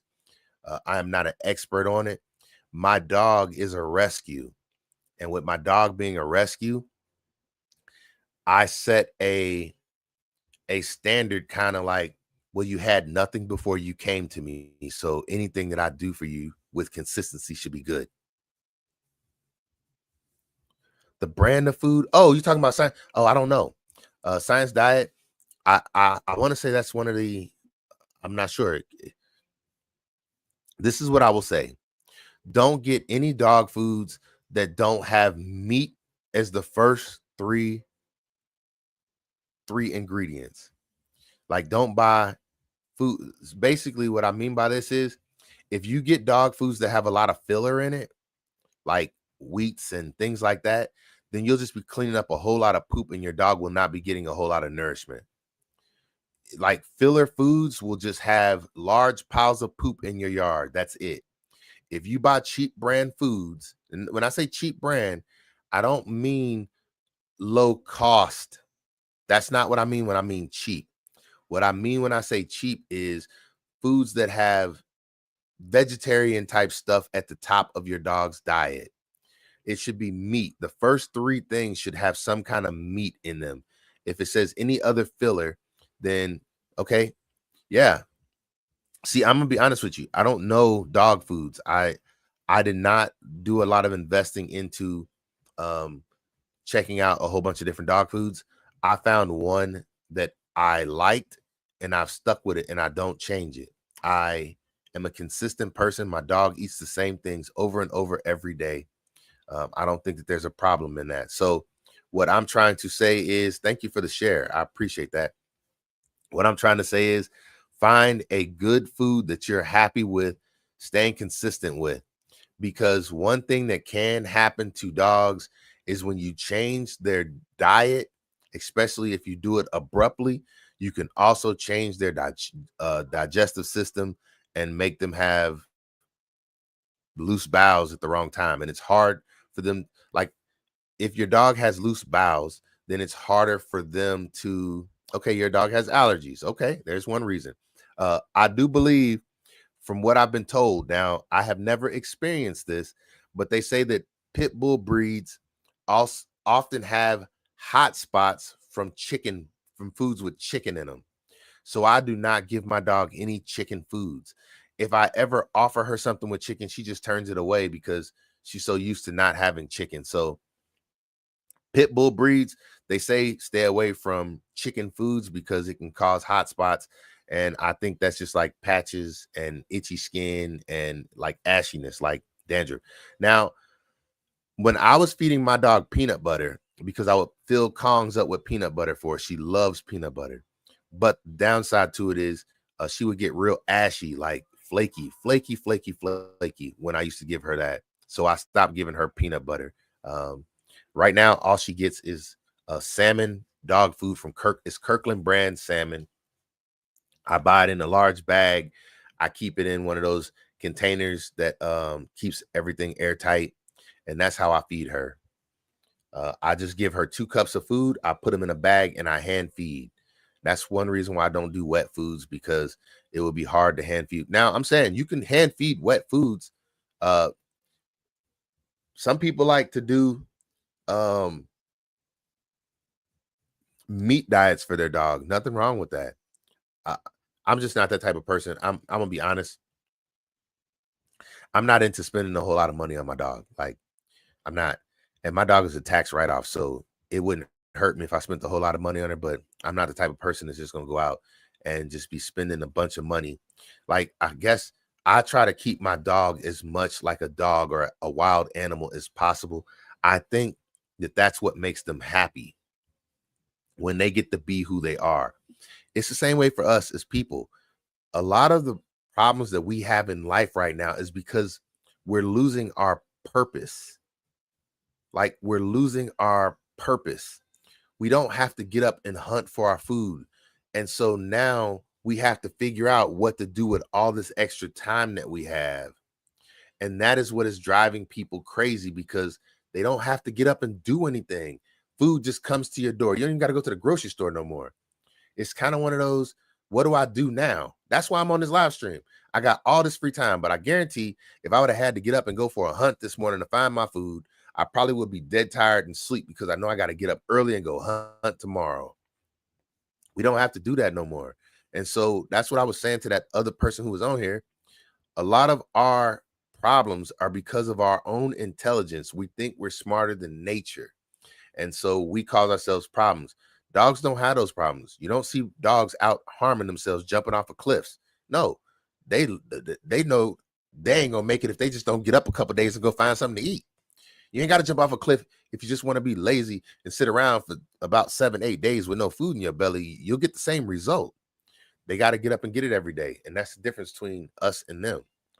A lot of things are just being provided for us now, and it creates a lot of our issues. So back to what you were talking about, dog foods, find the one that is going to fit consistently in your budget. Meaning, don't go get Science Diet because you living good right now, and then 6 months down the road, you're like, I need to start making some cutbacks. So let me cut back on Science Diet and go to, I don't know another dog food. I just know Science Diet because you just brought it up. What I'm saying is, find a dog food that always fits in your budget. I pay about $36 every other month for dog food. That's it. $36 every other month. I actually keep a budget so I can tell you exactly how much. And the last time, hold on, I'll tell you. Let me see if I can find her budget, because I have not bought any dog food this month at all. Like for the month of November, I do not believe I bought any. Not now. Let's try Face ID. Hold on, my budget's coming up now. But I'm saying buy dog food that is going to be easy for your budget and easy on your dog's stomach. Like I said, find one with the top things being a meat product in it. And then after you do that, find one that fits your budget the best. And then try to make it consistent. Dogs are not like people where it's like, I had steak today, I want steak tomorrow, I want chicken tomorrow. Dogs can like that, so don't overcomplicate. If they catch a rabbit every day in the woods, they're happy. They don't be like, I don't want rabbit today, I want a raccoon today. No, they eat whatever the heck comes past them for the day. If it's daggone it, they gonna do everything they can to catch an elk, ain't they? So hold on, let me see what my budget is for dog food.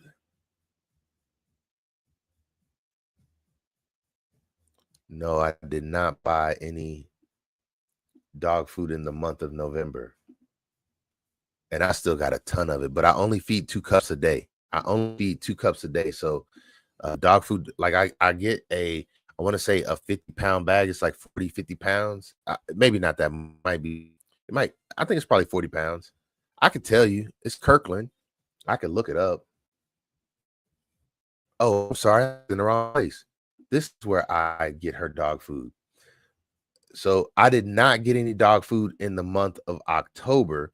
Let's go back to November, because I might have bought something in November. No dog food in October. Where is she? I keep track of every receipt that I ever spent on her. Every receipt. I have it. Where is she? What the heck did I do with her? Logo.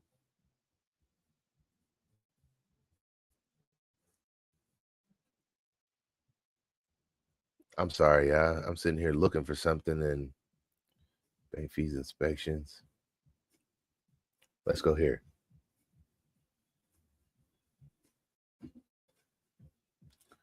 Well, it looks like November 3rd, I might have some dog. Man. Well, let's go and look at my receipts right quick. I just said I keep receipts. Let's see if I bought dog food on her receipt in November.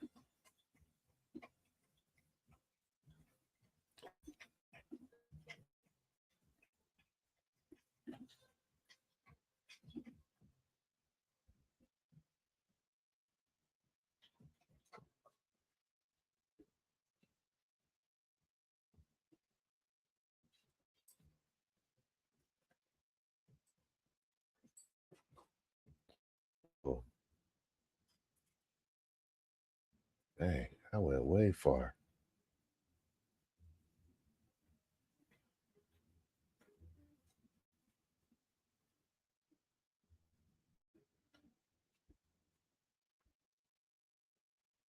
I just said I had everything, and here I am.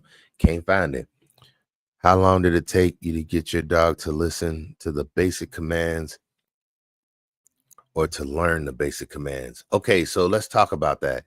When people ask how long it took to get your dog to do something, I want you to understand that it don't go like that. It will go like, how long did it take to get him to listen to the basic commands? I will say this. I got my dog at 4.5 months old. And by the time she was 7 months old, she was already in the ER with me for the first time as a service dog. So that means 3.5 months. But what I'm trying to say is, well, that's actually 2.5 months. What I'm trying to say is, your dog will listen to you. Like if you say sit, that's one command. you you let's say this. The first thing that you have to work on is the training of understanding. So don't focus on sit, stay. I can tell you that one too, because I keep a track of every, but it ain't gonna say when I checked it off. Let me find this other one. Let's just say this though. When you are working with your dog, you want it to be one of those things where you're saying, um, you'll notice when you start to click with them.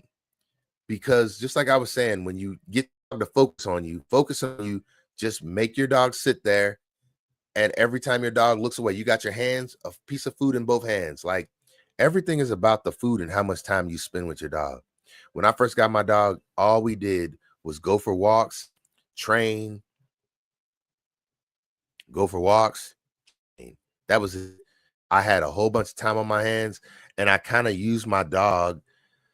When I first got her, I used the first year of her life trying to figure out my life, meaning if I was frustrated about something, let's go for a walk. If I was uh needing to get something off my chest, let's go outside and train. Like instead of turning on TV and watching TV, or instead of picking up a video game controller, my dog was my focus for the first year of her life, like nonstop.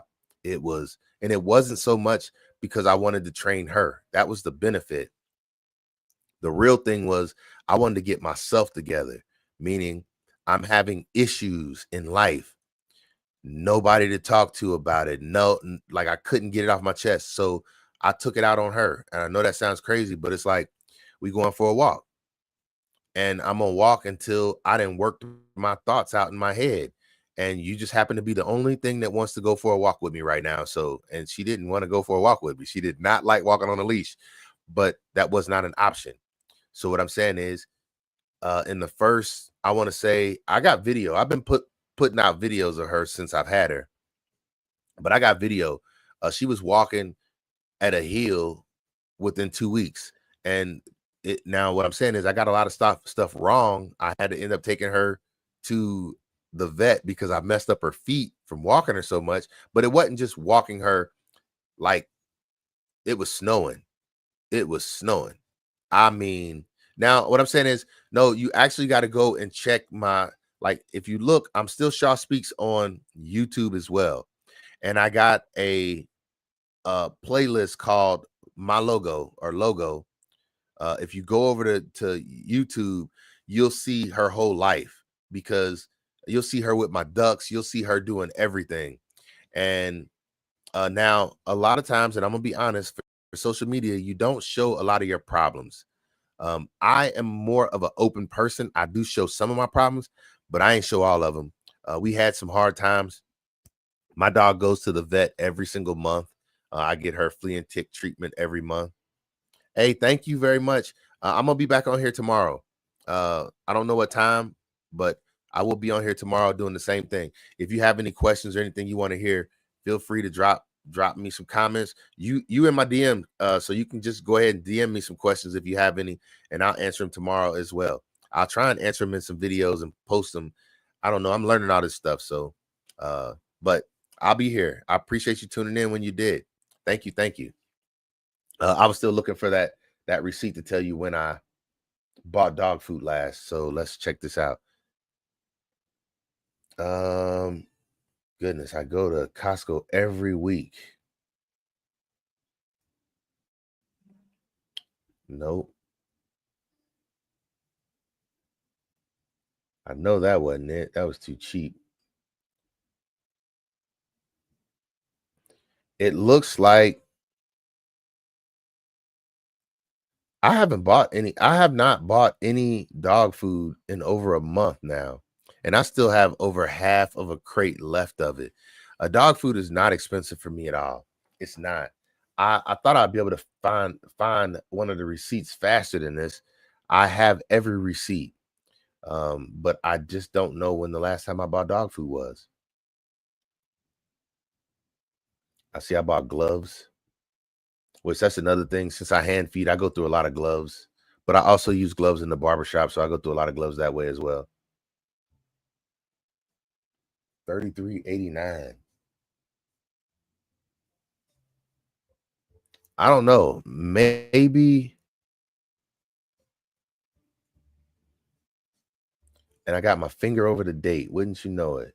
Oh, actually, I don't. But I know I didn't buy none on the 17th of November. Let's just say I buy dog food every other month at a minimum. I would say that. Hey, thanks for the roses. I appreciate it. Thank you very much. I think that's my first one that I ain't got. Appreciate you. So what I'm saying though, for dog food, I don't pay much for dog food. I get Kirkland brand dog food. I get the salmon. She loves it. She goes crazy over it. When I train other people's dogs, they seem to love it as well. Um, they go crazy over it. I think they go crazy over it because they see her go crazy over it. I use her to help train other dogs all the time. When dogs see how me and her bond, they automatically look at me as the pack leader because how well she respects me. Yeah, I love it. I love it. Kirkland dog foods. What I've learned, a lot of Kirkland brands are just knockoffs. Like they just changed the label. But if you look on some of the wrappers, some of your favorite dog foods will be the same ingredients as Kirkland's dog food. It's anything. The dishwashing liquid, Kirkland's dishwashing liquid. It's the same thing as Dawn dishwashing liquid. They just put Kirkland on the front of it. So I stopped buying Dawn and now I buy Kirkland. But I don't care about name brand uh because it don't seem like it really do much for me. And like I said, I have other things that are more important. Not that my dog is not important to me, but I guess what I'm saying is, as long as every time I take her to the vet, they're saying that she's healthy, and I give her now, I give my dog vitamins.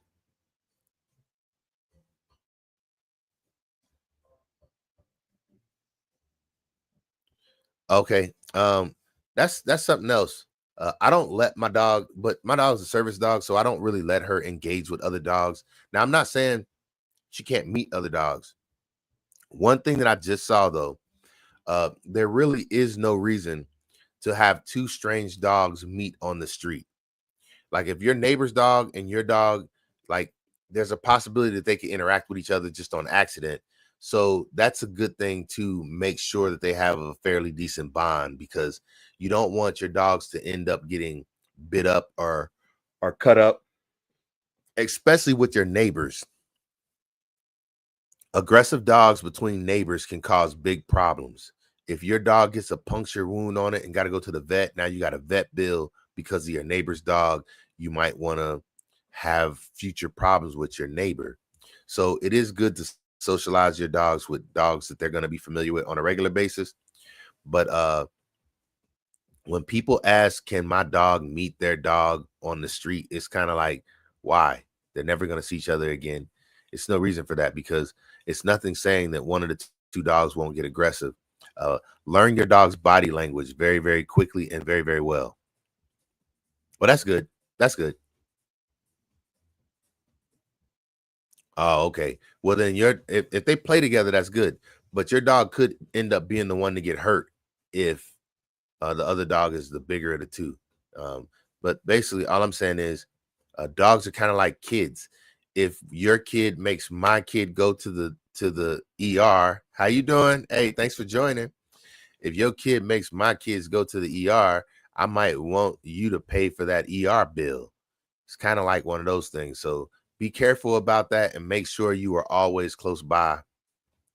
Yeah, that's what I'm saying. And especially with neighbors, because if they get a high vet bill because of something your dog, like I see it on court TV all the time. You look at the little court TV shows, it's normally vet related type stuff. And it's like, well, your dog bit my dog, or even worse, killed my dog, which we don't want to talk about that one, but I don't let my dog, like, I don't ever take my dog to dog parks. Like, I don't see no benefit in it. I got 2 acres. She could run around here. I don't take my dog to dog parks. I do socialize her around dogs. I socialize her around everything. We go to the mall. She sees dogs in the mall all the time. She sees people in the mall all the time. The reason why I don't go to dog parks is because most people don't clean up after their dogs in dog parks, and that can cause things like I don't know the different diseases. I'm not a vet, but it can cause diseases. So I think parvo is one of them. Uh, I don't like dog parks, so I don't take my dog to dog parks at all. But no, I don't even let my dogs. My dog's not socialized with any of the dogs in my neighborhood. She walks by them and she's trained not to pay them any attention. That's what her training is. I actually use my neighbor's dogs as distraction training. My one of my neighbors has two little bitty ankle biter dogs, and every time me and my logo walk past them, they got a electric fence, so you can't see it. But the dogs are always like barking at my dog to get her attention. And I stop right in front of them and I make my dog sit and pay attention to me while they're barking at her. And I love it because it's distraction training. What? Electric fence? You need an electric fence? I don't have a fence at all. I don't have a fence at all. Oh, what you need? I don't have a fence at all. I'm the only neighbor that doesn't have any kind of restriction to own a dog, because I put my restriction on my dog. My dog will not walk out my yard. Yeah, that's what I'm saying. How you do that is you constantly take your dog around distractions. Find distractions, make distractions. I'm saying go to a busy corner with a whole lot of cars driving by and just stand on that corner and hand feed your dog. That is distractions. Yep, it's a girl. There's distractions everywhere. Take your dog to a busy corner or walk on a sidewalk where cars are constantly driving back and forth, and then hand feed her. Hand feed your dog so that your dog pays attention to you. You got to get your dog hungry to hand feed, though. Get them hungry, and then that they pay more attention to the food they want it in their belly than they do to the cars riding by. And if people hand fed, they wouldn't need things like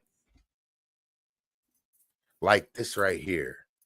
Your dog wouldn't be running far ahead of you if you were hand feeding, because they're like, wait, the food is in your hand. And to get it, I tell my hand I want my dog.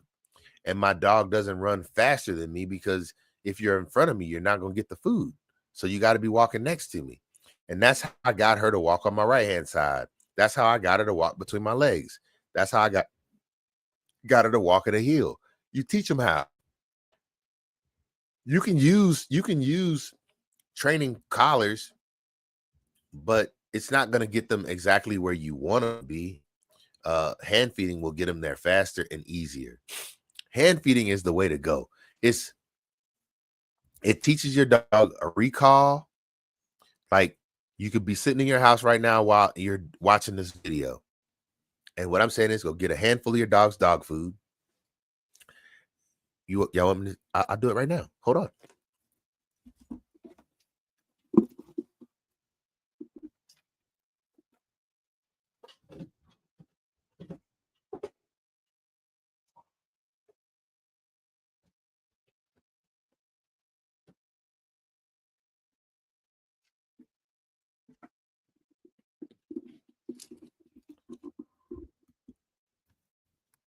All right, so we back. You see this right here? This is how I measure her 2 cups of food out. I keep it inside of a container. Now, this is why I use a glove, because I'm not going to get up and go wash my hands as soon as I'm done showing y'all this. I'm going to take this off and I'm going to start handling the stuff on my desk again.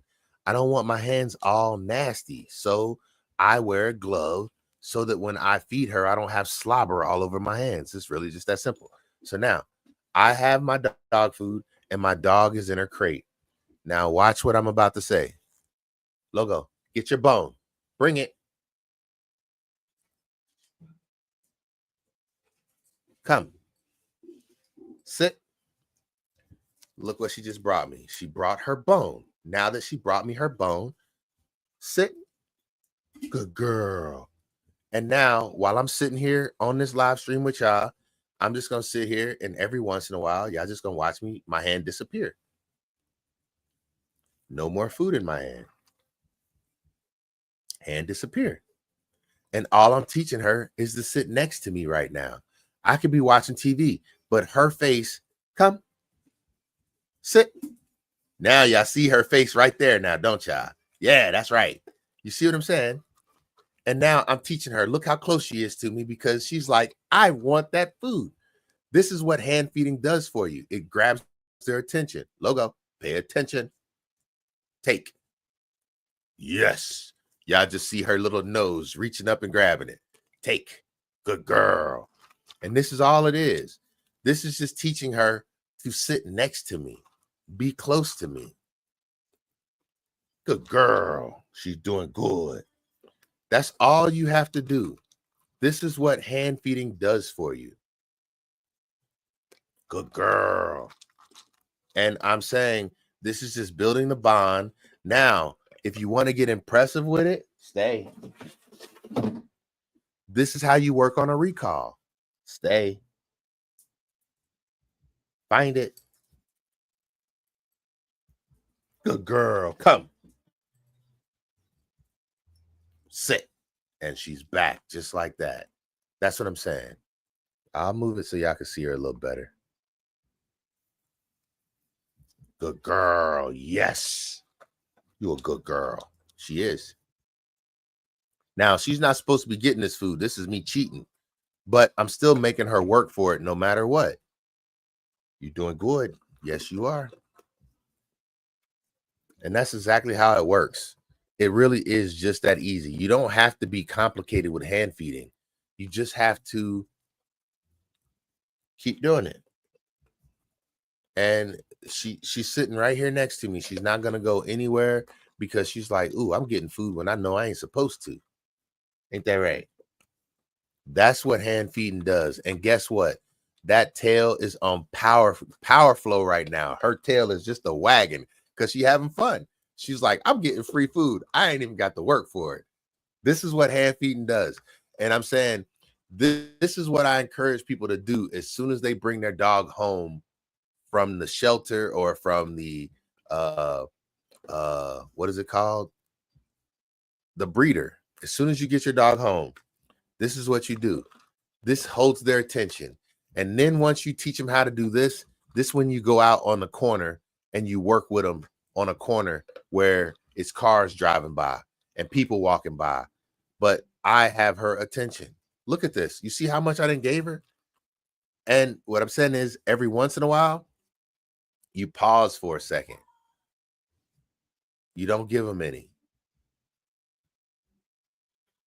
And then she did good. And so then you give it to her. But you don't give it to them on a set pattern.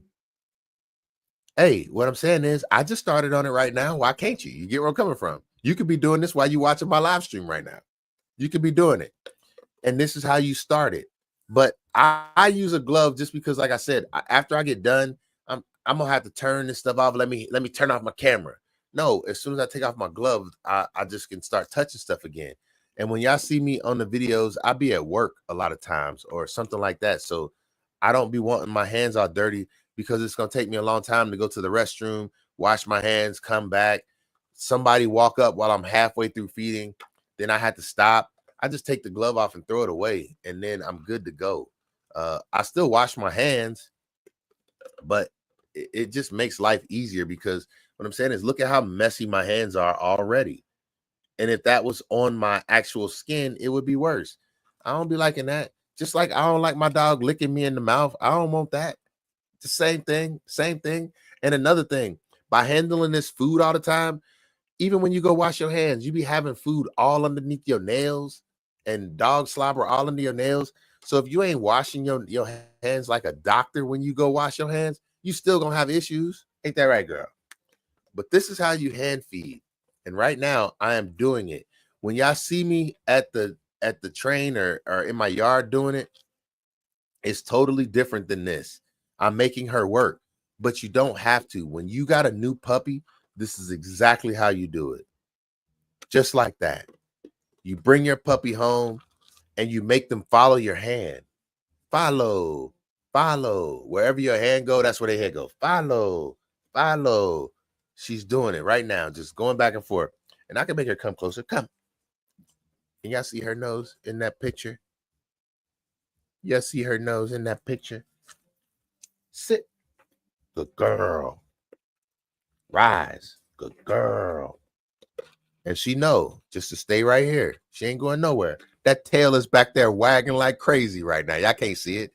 But what I'm saying is, y'all see how she acting over that food? That's what hand feeding does for you. It just builds a bond and makes your dog want to be close to you. If you do that, you will win your dog over, hands down. Hands down. Right now, she is on it. I'm sorry, y'all on YouTube, y'all can't see that, but that is exactly what it is. Hand feeding is amazing. Logo. Now, she got more food. So now she's ate 2.5 cups of food today, which I don't mind. She's doing so good. You see how happy she is, though. Look at her. Look at her. She's like, give me more. Give me more. And what I'm saying to people is, you don't have to do just one. You could do a handful and be like, here. And then make her really work for it. But you see, then it makes your hand even slopperier. That's why I wear a glove. All right. You did good. You did good. Look at how happy she is. That's right. All right. Bring it. Put it on your mat. Good girl. Relax. Come. Here you go. You did good. I use you as a all right. Now, relax. Relax. And she goes and gets back in her crate when I tell her to relax. So now, and she went and got some water. Okay, so I just showed y'all that, right? Now, what I'm saying is, check it. My hand is dirty. Whoa, my hand is clean.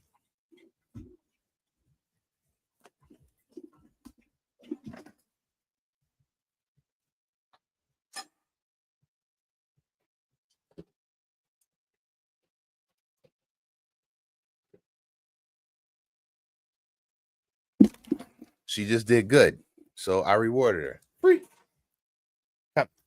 Free. So I just let her have the rest of that cup. So she just got 3 cups of food for the day. That's her first getting that like that in a while. But what I'm learning is every time I come on live stream and I use her as an example, I end up giving her more than what she deserves for the day. But she deserves it. She does very good all the time. But that's what I'm saying. Use hand feeding just like I just showed you. You don't have to start with all these fancy tricks and stuff like that. If you want your dog to pay attention to you, I just showed you how my dog pays attention to me just off of sitting here. And I'm saying, do it just like that. Just do it like that. One piece at a time and make them build up that drive of wanting to pay attention to you. Relax. And see, when I tell her to relax, she go get back in that crate. But crate door don't have to be closed. Down. Relax. And she like, I probably got to go to the bathroom now. Just chill. I ain't giving you no more food. We done. We done. Now she looking at me like, whoa, whoa, whoa. And see, that's the thing. When you start doing stuff like that, you create bad habits. Bad habits are easy to create because now she's starting to look like, ooh, every time you get on this live, I'm going to get something to eat. Because yesterday I gave her a bully stick because somebody asked me, how long do bully sticks last? And I was like, they normally last about 10 minutes. That boy only lasted 5-6 minutes tops. But I'm trying to say, how you do it. Hand feeding, it saves you so many headaches. If you hand feed, you teach your dog how to be patient. You teach your dog how to be calm. You can, I'm not saying it's going to work. You can teach your dog not to bark. You can also teach your dog how to bark. But basically, hand feeding gives you so much control over the situation. It teaches the dog not to bite the hand that feeds him. It teaches the dog that all good things come from you. That makes you the alpha. Literally, that's all the alpha is. People think being the alpha with a dog means you have to be mean to the dog, and that's not it. Yeah, mine don't bark either. You never heard my dog bark. Maybe my family has heard her bark maybe once, maybe twice, but she don't bark. I trained her not to bark. Down. Yeah, she's looking at me hard like, we gonna do that again? Yeah, my dog don't bark even when we playing. She don't bark. She don't growl. She don't do none of that.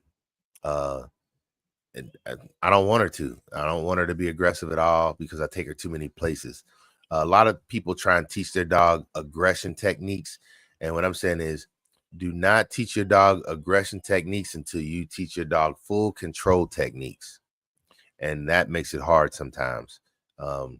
I don't want an aggressive dog at all, especially not a pit bull breed, because people think that that's what pit bulls are. So I don't want her to be aggressive. I want her to be very much calm and controlled at all times. That's it. Listen to me is the way to go. And she does. She does that with no problems. But hand feeding, if people just take into account hand feeding their dogs, they wouldn't even need much training. Like I want to train people how to be better with their dogs. And I guess once people figure out how hand feeding helps you with that, they will quickly figure out how they don't need a person like me in their life. Hand feeding give you all the control. I don't care what it is. You want to teach your dog how to roll over? Figure out hand feeding. You want to teach your dog how to give you your paw? Figure out hand feeding. You want to teach your dog how to walk at your side, left, right, between your legs? Figure out hand feeding. You want your dog to pay attention to you? Figure out hand feeding. It don't matter what it is. You want to teach your dog its name? Hand feed. You want to teach your dog how a good recall? Hand feed. I'm serious. Like, hand feeding solves all of that. It does. And if you want to save yourself some money, hand feed. No need for treats if you hand feed. And people who do treats, it's like over your dog's daily calorie intake. So you're encouraging a dog to be out of shape, because treats are nothing more than candy to a dog. That's it. So if you wanted your kid to act right, you wouldn't feed it dinner and then say, here go a whole bunch of candy every time you do what I tell you to do. You would not do that. My dog has healthy teeth because she only eats healthy things.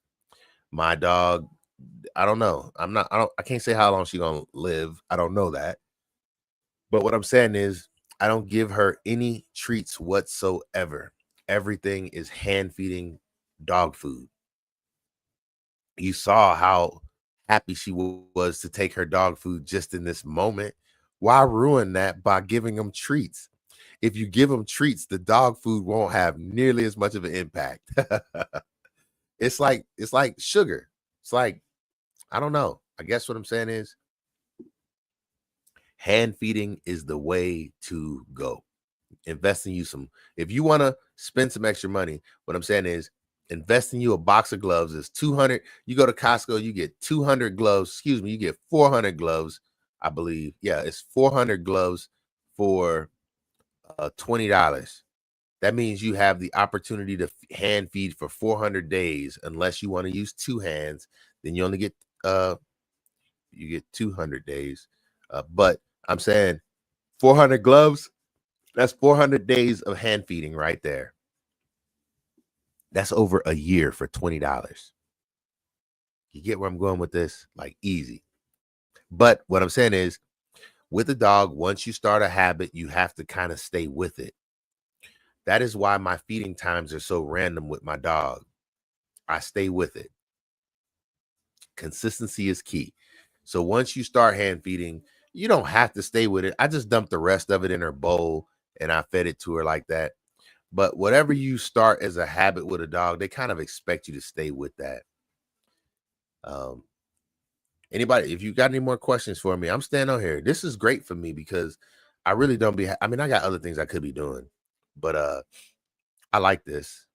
I'm really trying to make this my full-time thing, not just talking, but dog training and life coaching. So I'm here for it.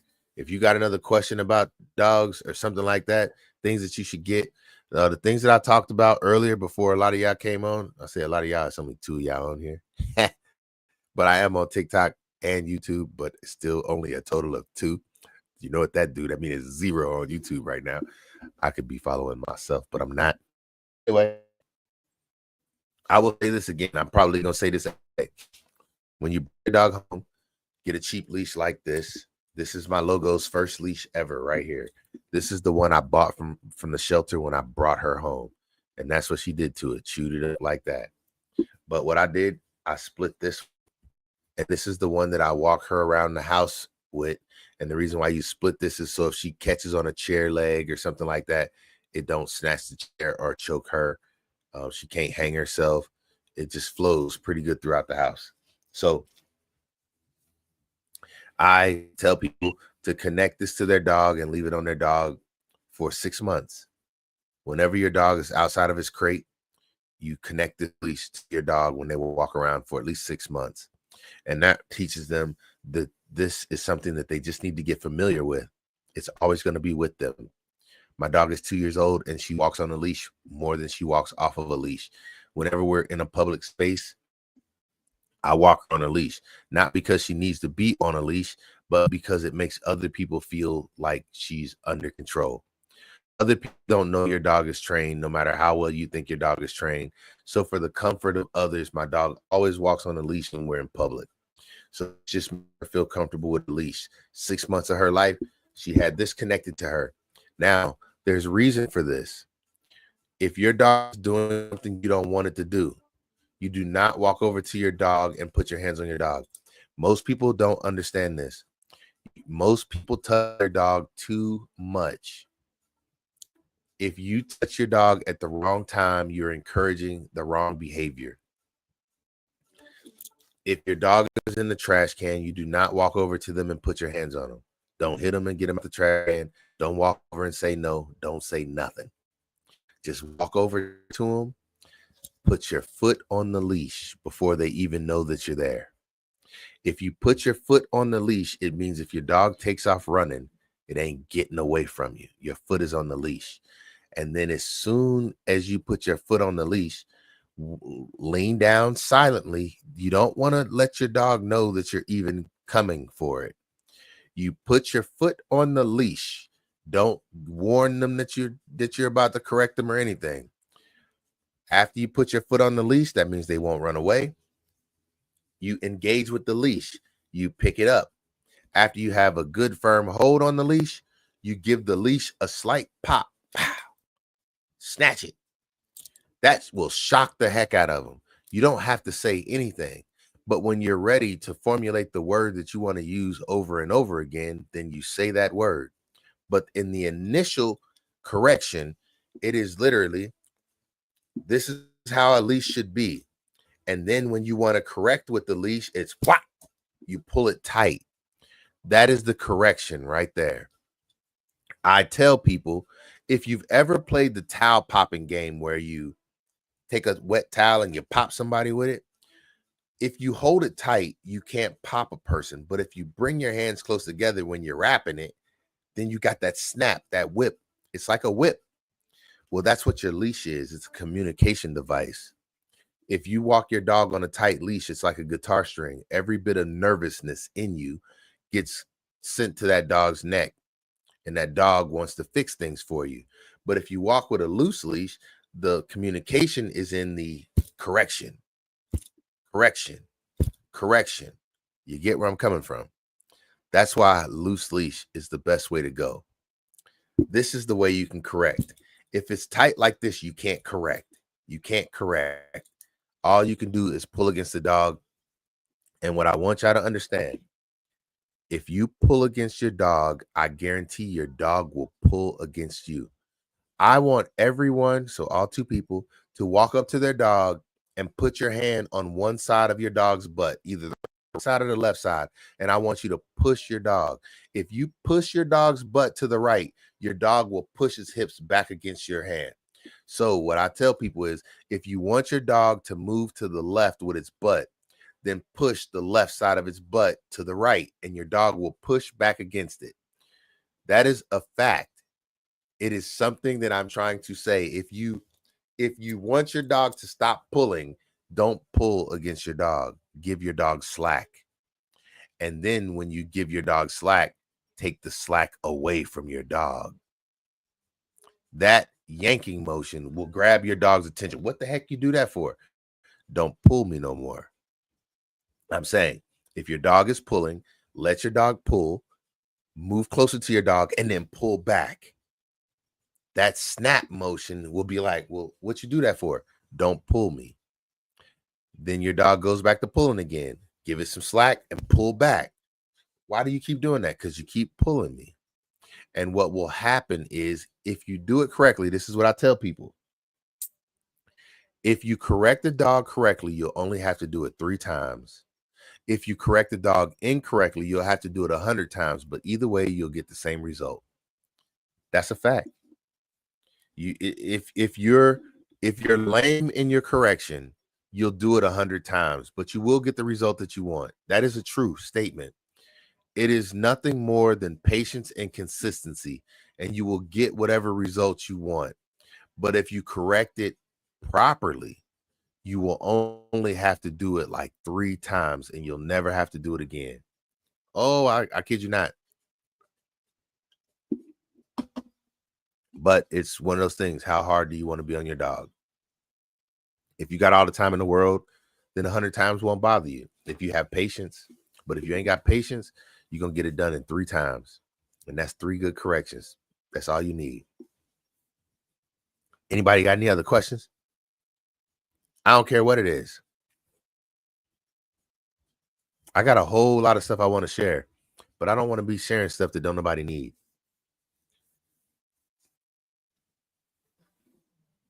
Hey, I appreciate it. I've been on here for 2 hours and 12 minutes already, so I feel like I'm doing good.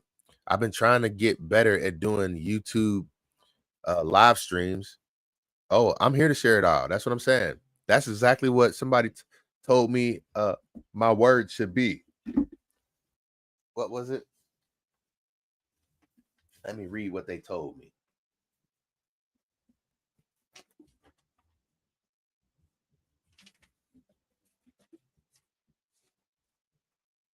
She said, a man of many thoughts and experiences, here to share it all. And that's exactly how I feel. That is exactly what I'm here to do, is to share all of it. I don't care what it is. I did this for YouTube, thinking that I was going to get more viewership on YouTube, but I ain't gonna lie, YouTube is not really rocking with me on live streams like I would have hoped. But it's okay. I just keep showing up every day, because I guess what I'm saying is, showing up every day with consistency is what gets you where you're trying to go. Same way with your dog. Show up every day with consistency. Make it consistent. What's going on? Oh, you caught me on live again. I've been on here like 2 hours now.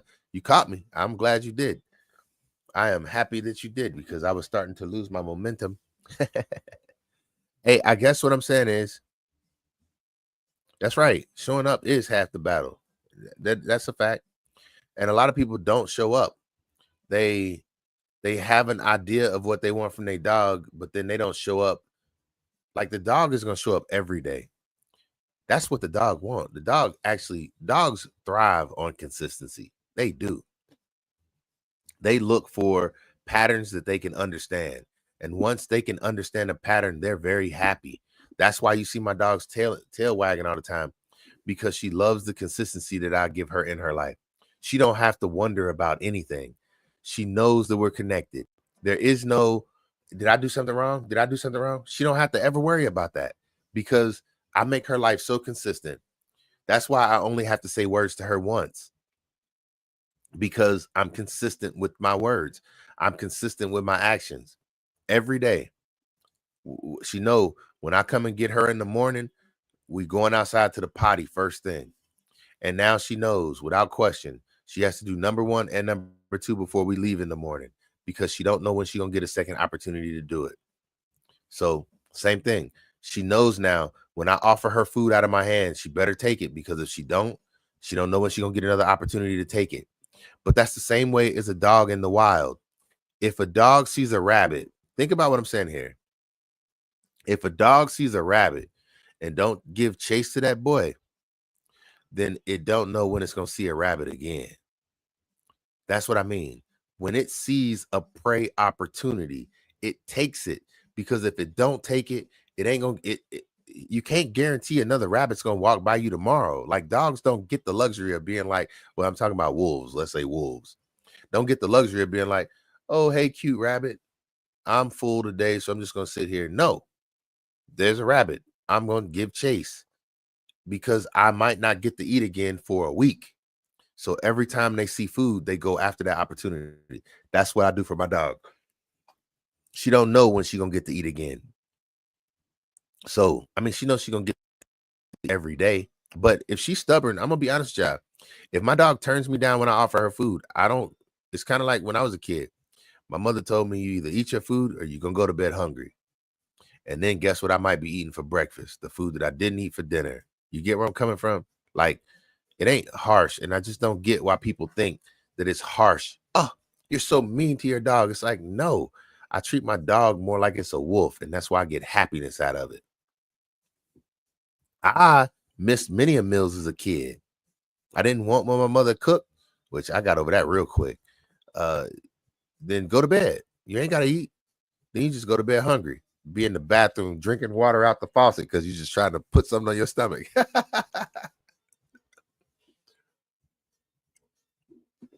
Too many people treat their dogs like it's a person, like it's a kid. Get that thought process out your head. Yeah, that's right. Guess what's for breakfast? That food you didn't want for dinner. That's right. Get the thought process that your dog is a person out your head. Treat your dog more like a wolf in the wild. No wolf wakes up to a bowl of food in the morning. It wakes up to a hunger drive and it goes on a search to start looking for something to chase. And so what I do, I like to make my dog work.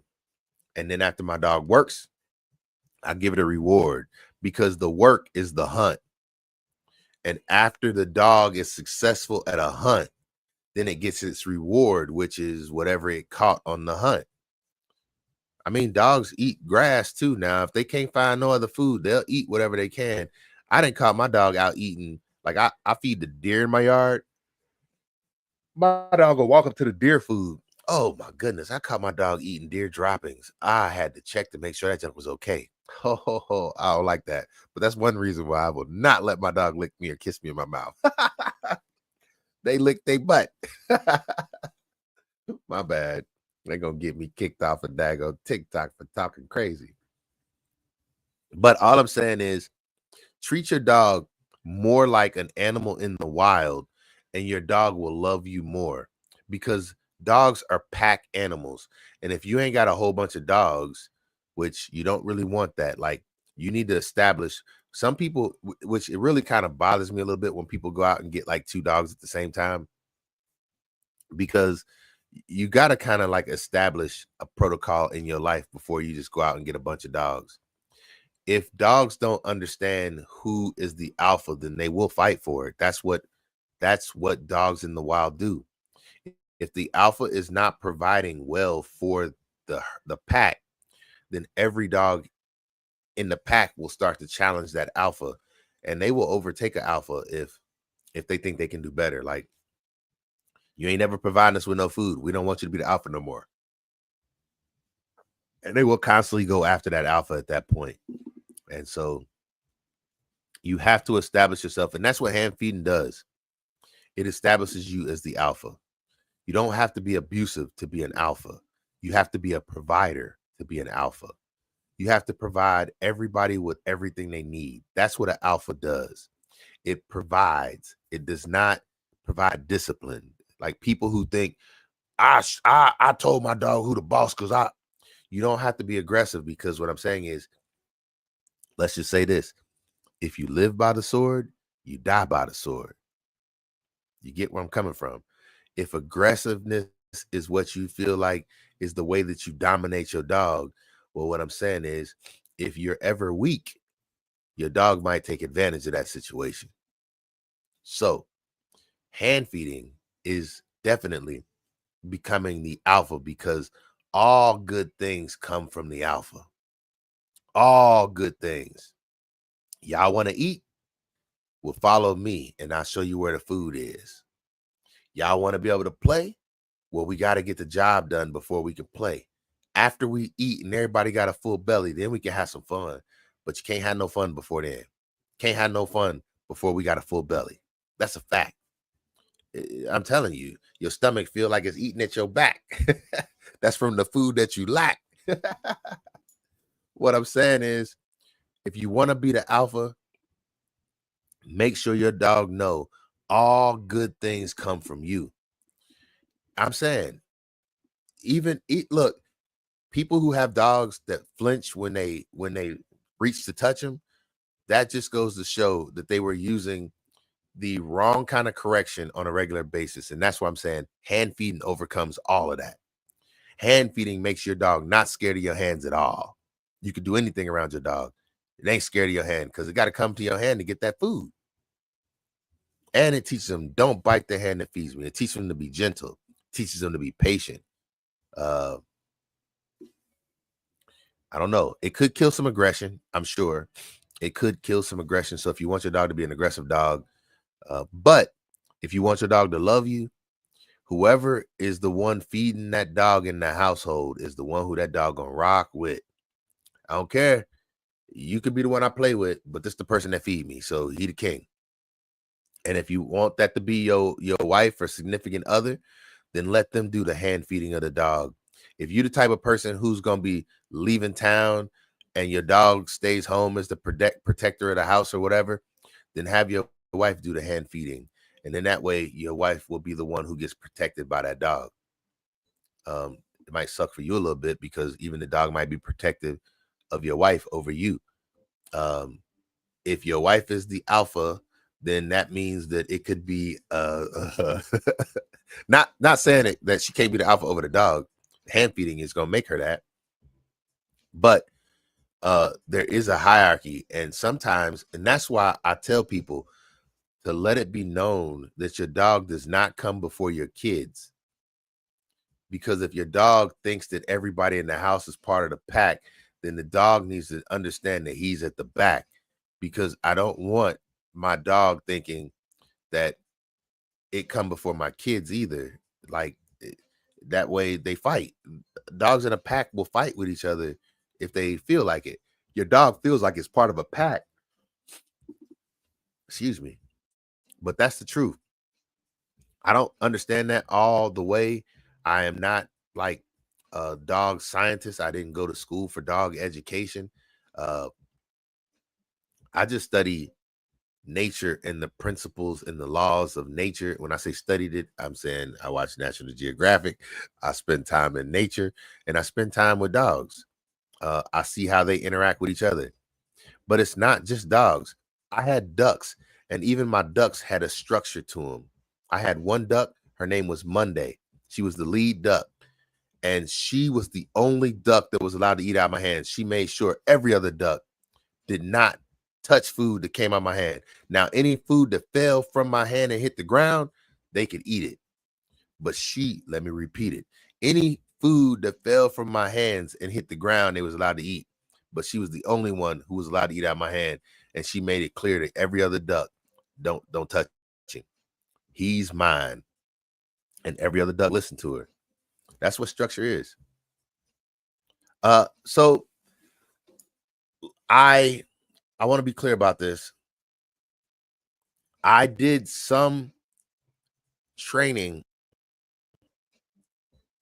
Okay, I'll just say it like this. When I was in Pakistan, I made good friends with 2 dog handlers. And they did a lot of stuff with me.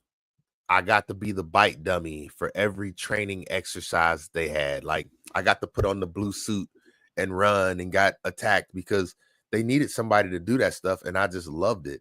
But I was not a dog handler in the military or anything like that. So what happened was, like I said, I'm the type of person who I try and learn something new every day. I meet 2 dog handlers that seemed pretty cool while I was in the desert. They were hanging out together all the time. So I just started hanging out with them. And then they're like, you want to get bit by the dog? I'm like, yeah, why not? And it was scary as I'll get out. But they let me put the burlap bag on and they told me what to do. And then they just gave me tips. Basically, I spent the whole time I was in Pakistan as close as I could with them. And so like a Pakistani general came to the base one time and they wanted to do a field, like what do you call it? Like a presentation for him. So they let me put on this suit and they like took me out to the football field and they like, run. And I'm like, how far? They was like, just run. So I'm in this big blue suit and I'm running down the field and I get to the 50-yard line and they let these two dogs go. One was a Malinois and the other one was a German Shepherd. So the Malinois was way more aggressive, but the German Shepherd was way bigger. So I'm running and I get to the 50-yard line. So I ran 50 yards. These dogs caught up with me before I made it another 20 yards. That's how fast they were. So I made it to the 30-yard line and they were already on me. And I'm talking about they hit me so hard, but I'm in the big blue suit, so I was safe. But yeah, I enjoyed it. But I've always been into dog training. In the military, that was the only time that I ever got to work with military dogs. And they showed me what was possible. And they dogs were the truth. I'm saying my dog is good. She is.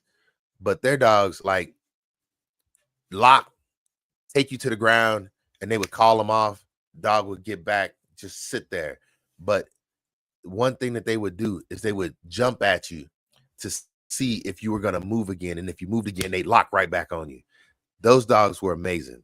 So I got a lot to learn still. I have a whole lot to learn still because I am not one who believes that I completely understand how aggressive training works. Like, I don't have any desire to get into aggressive dog training. Not saying that I don't think that I could. I view aggressive dogs as a liability if you don't understand it properly.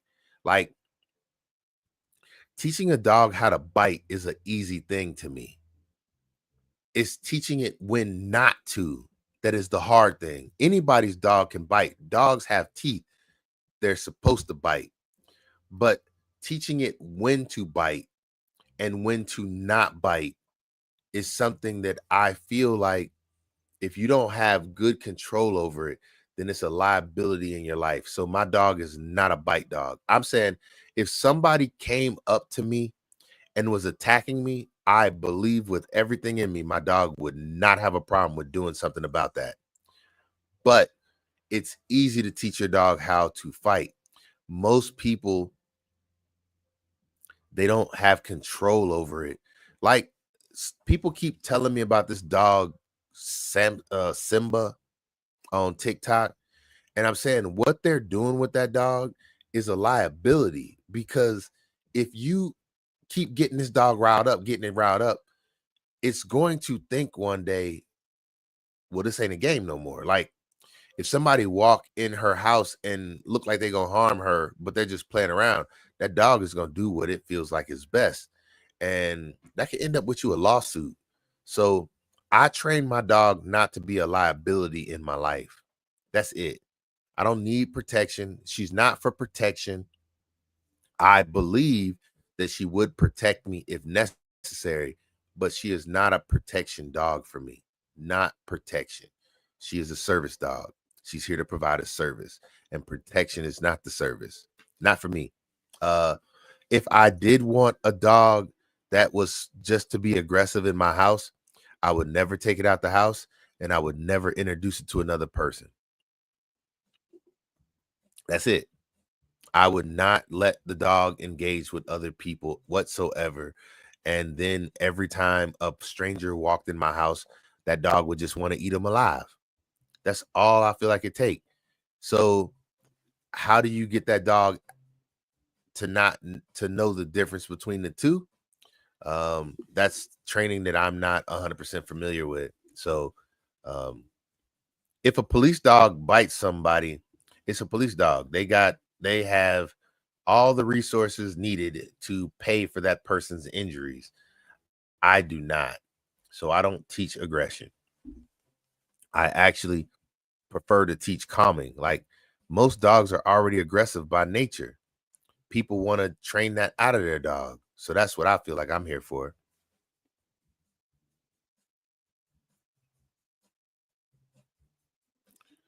Was it complicated? No, it's not. No, it's not complicated to make a service dog. There the things that you have to do. So I tell people you have to go on the ADA website, Americans with Disabilities website. Go on that website and it tells you what you have to do to have a service dog. And the first thing you have to do is you have to have a disability that requires a service dog. That's all it is. A disability that requires a service dog. And those disabilities are listed on the ADA website. I don't know what that is. Forgive me, but if it, I could look it up. Um, Basically, what I'm saying is, I'll look it up. ADA. It's Americans with Disability website. So, .gov. I think that's right. Yeah, ADA.gov. The Americans with Disabilities Act is what it's called. Americans with Disabilities Act, protect people with disability from discrimination is what it's about. And then when you go on there, you just type in um service dogs. And once you type that in, it's actually service animals, not service dogs. So once you type that in, it says service animals, ADA. Here it is, ADA requirements for service animals. So ADA service requirements for service animal. The Department of Justice published a revised final regulation implement. Okay, let's just go past that. The overview, how service animal is defined. A service animals are defined as dogs that are individually trained to work and perform tasks for people with disabilities. That's what it's defined as. Example of such work, a task including guiding people who are blind, alerting people who are deaf, pulling a wheelchair, alerting or protect. It says alerting and protecting, so it can be for protection, alerting and protecting a person who is having a seizure, reminding a person with mental illness to take prescriptive medication, calming a person with post-traumatic stress disorder (PTSD) during anxiety attacks, or performing other duties. Service animals are working animals, not pets. My dog is not a pet. That's why she don't walk through my house and live like a pet. She lives in a crate, not in a crate. She's in a crate right now, but she's controlled. There is no having fun on her own for her. There's no walking around and doing all kinds of stuff. She is not a pet for me at all. Not at all. She is a working dog. Um, let's see. The work as a trained dog has been trained to provide must be directly related with the person's disability. Dogs whose sole function is to provide comfort or emotional support do not qualify as a service animal under ADA. So it can't be emotional support. It has to be one of the things that they say, like they said, PTSD, seizures, those type of things. If you have those type of things, okay. So if you have a Social Security income, whatever your Social Security is for, it just has to line up with one of the things that they say. So this is the thing right here. The difference between an emotional support animal and a service dog. Emotional support, and I got a pimple.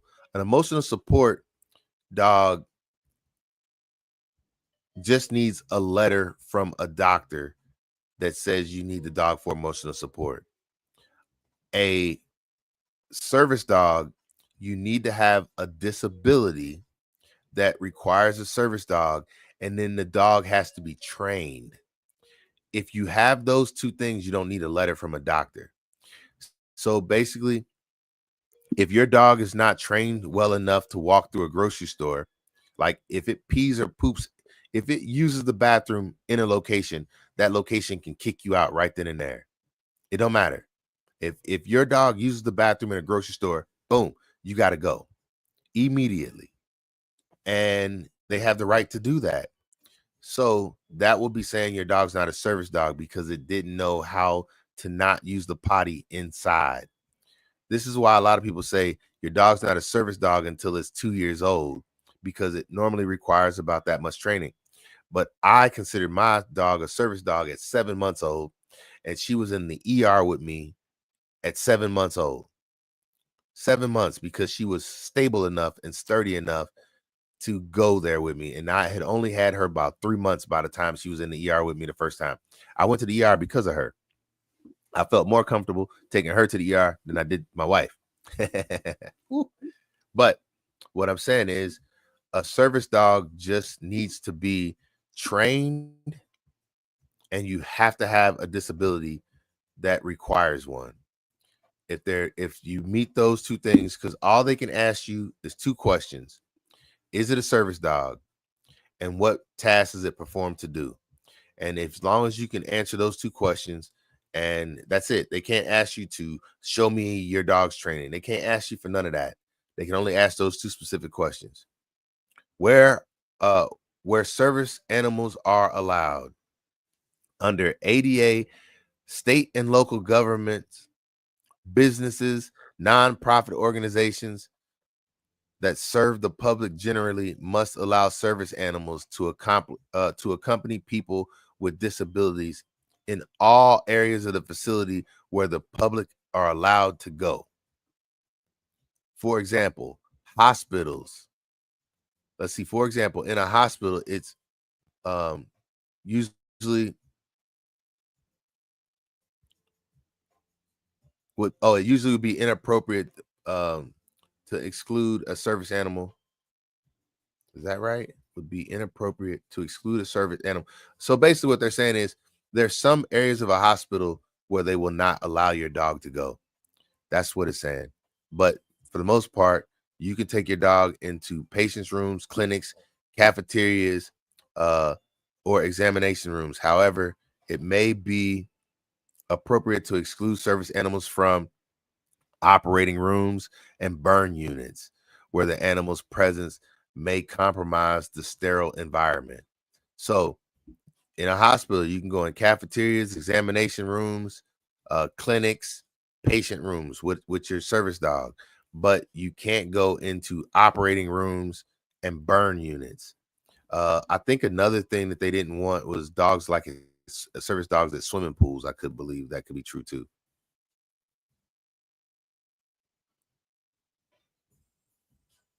So those are the things. The other animal that can also be used as a service dog is a miniature horse. That's the only other animal that is allowed to be a service animal. Miniature horses and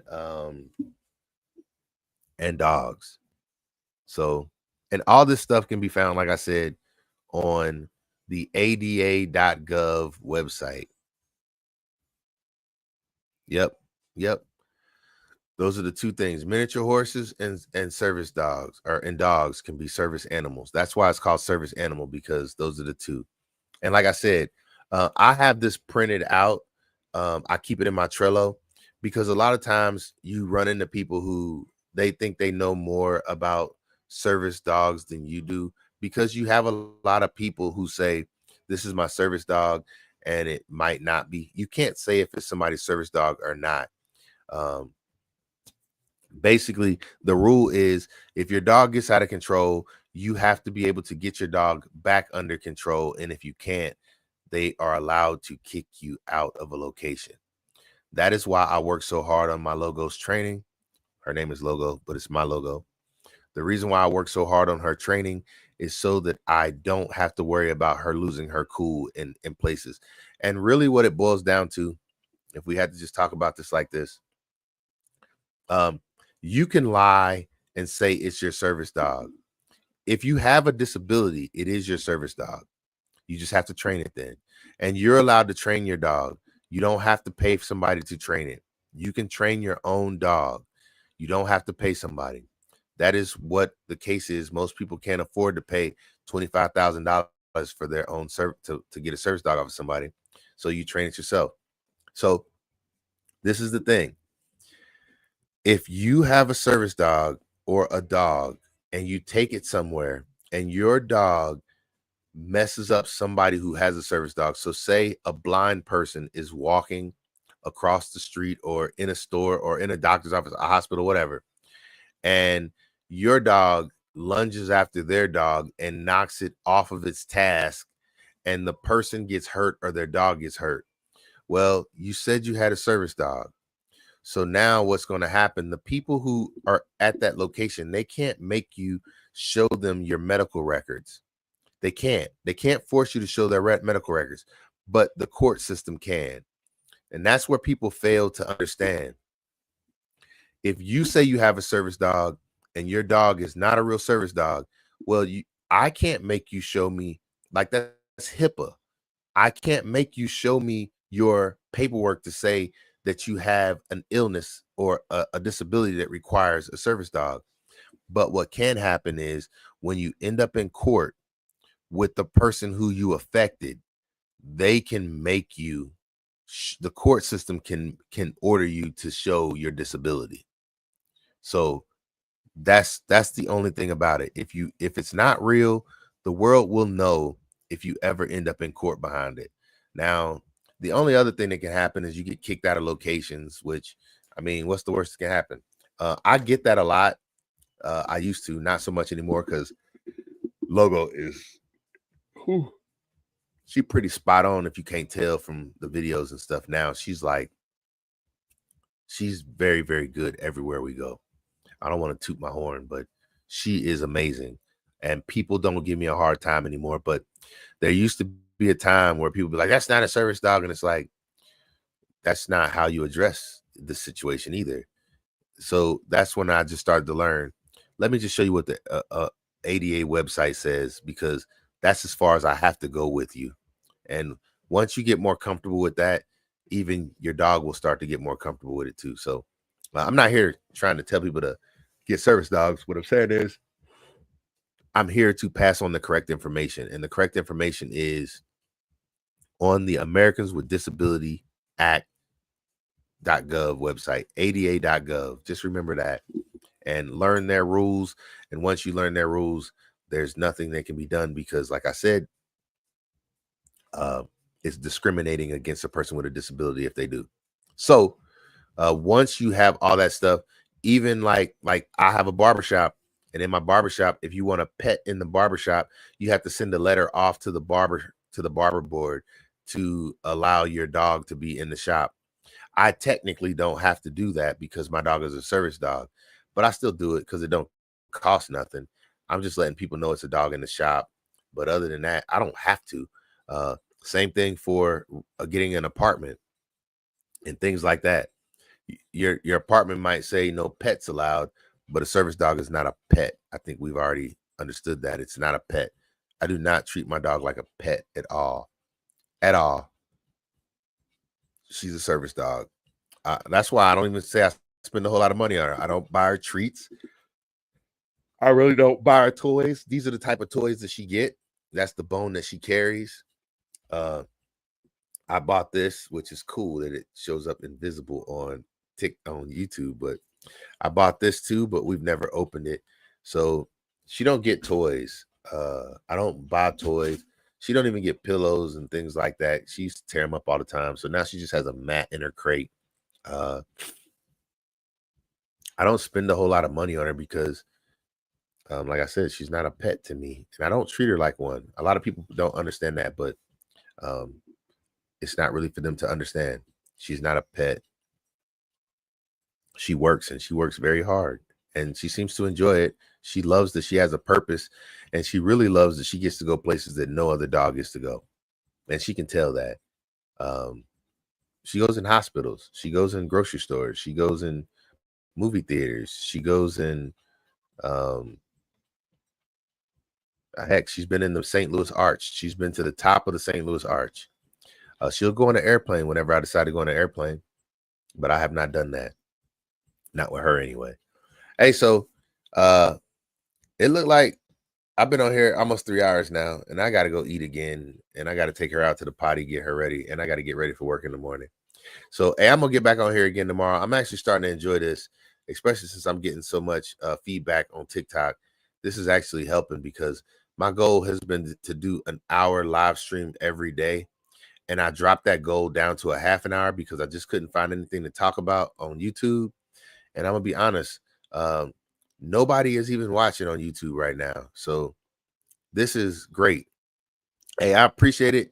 I'm gonna be back on here tomorrow. Matter of fact, I guess what I'm saying is I plan on doing this every single day, and we're gonna build something hopefully by doing this. I don't care what it is, but I'm here to help, and I will give up any information that I have, and we'll see where this leads me and everybody else who work with me. So I appreciate y'all.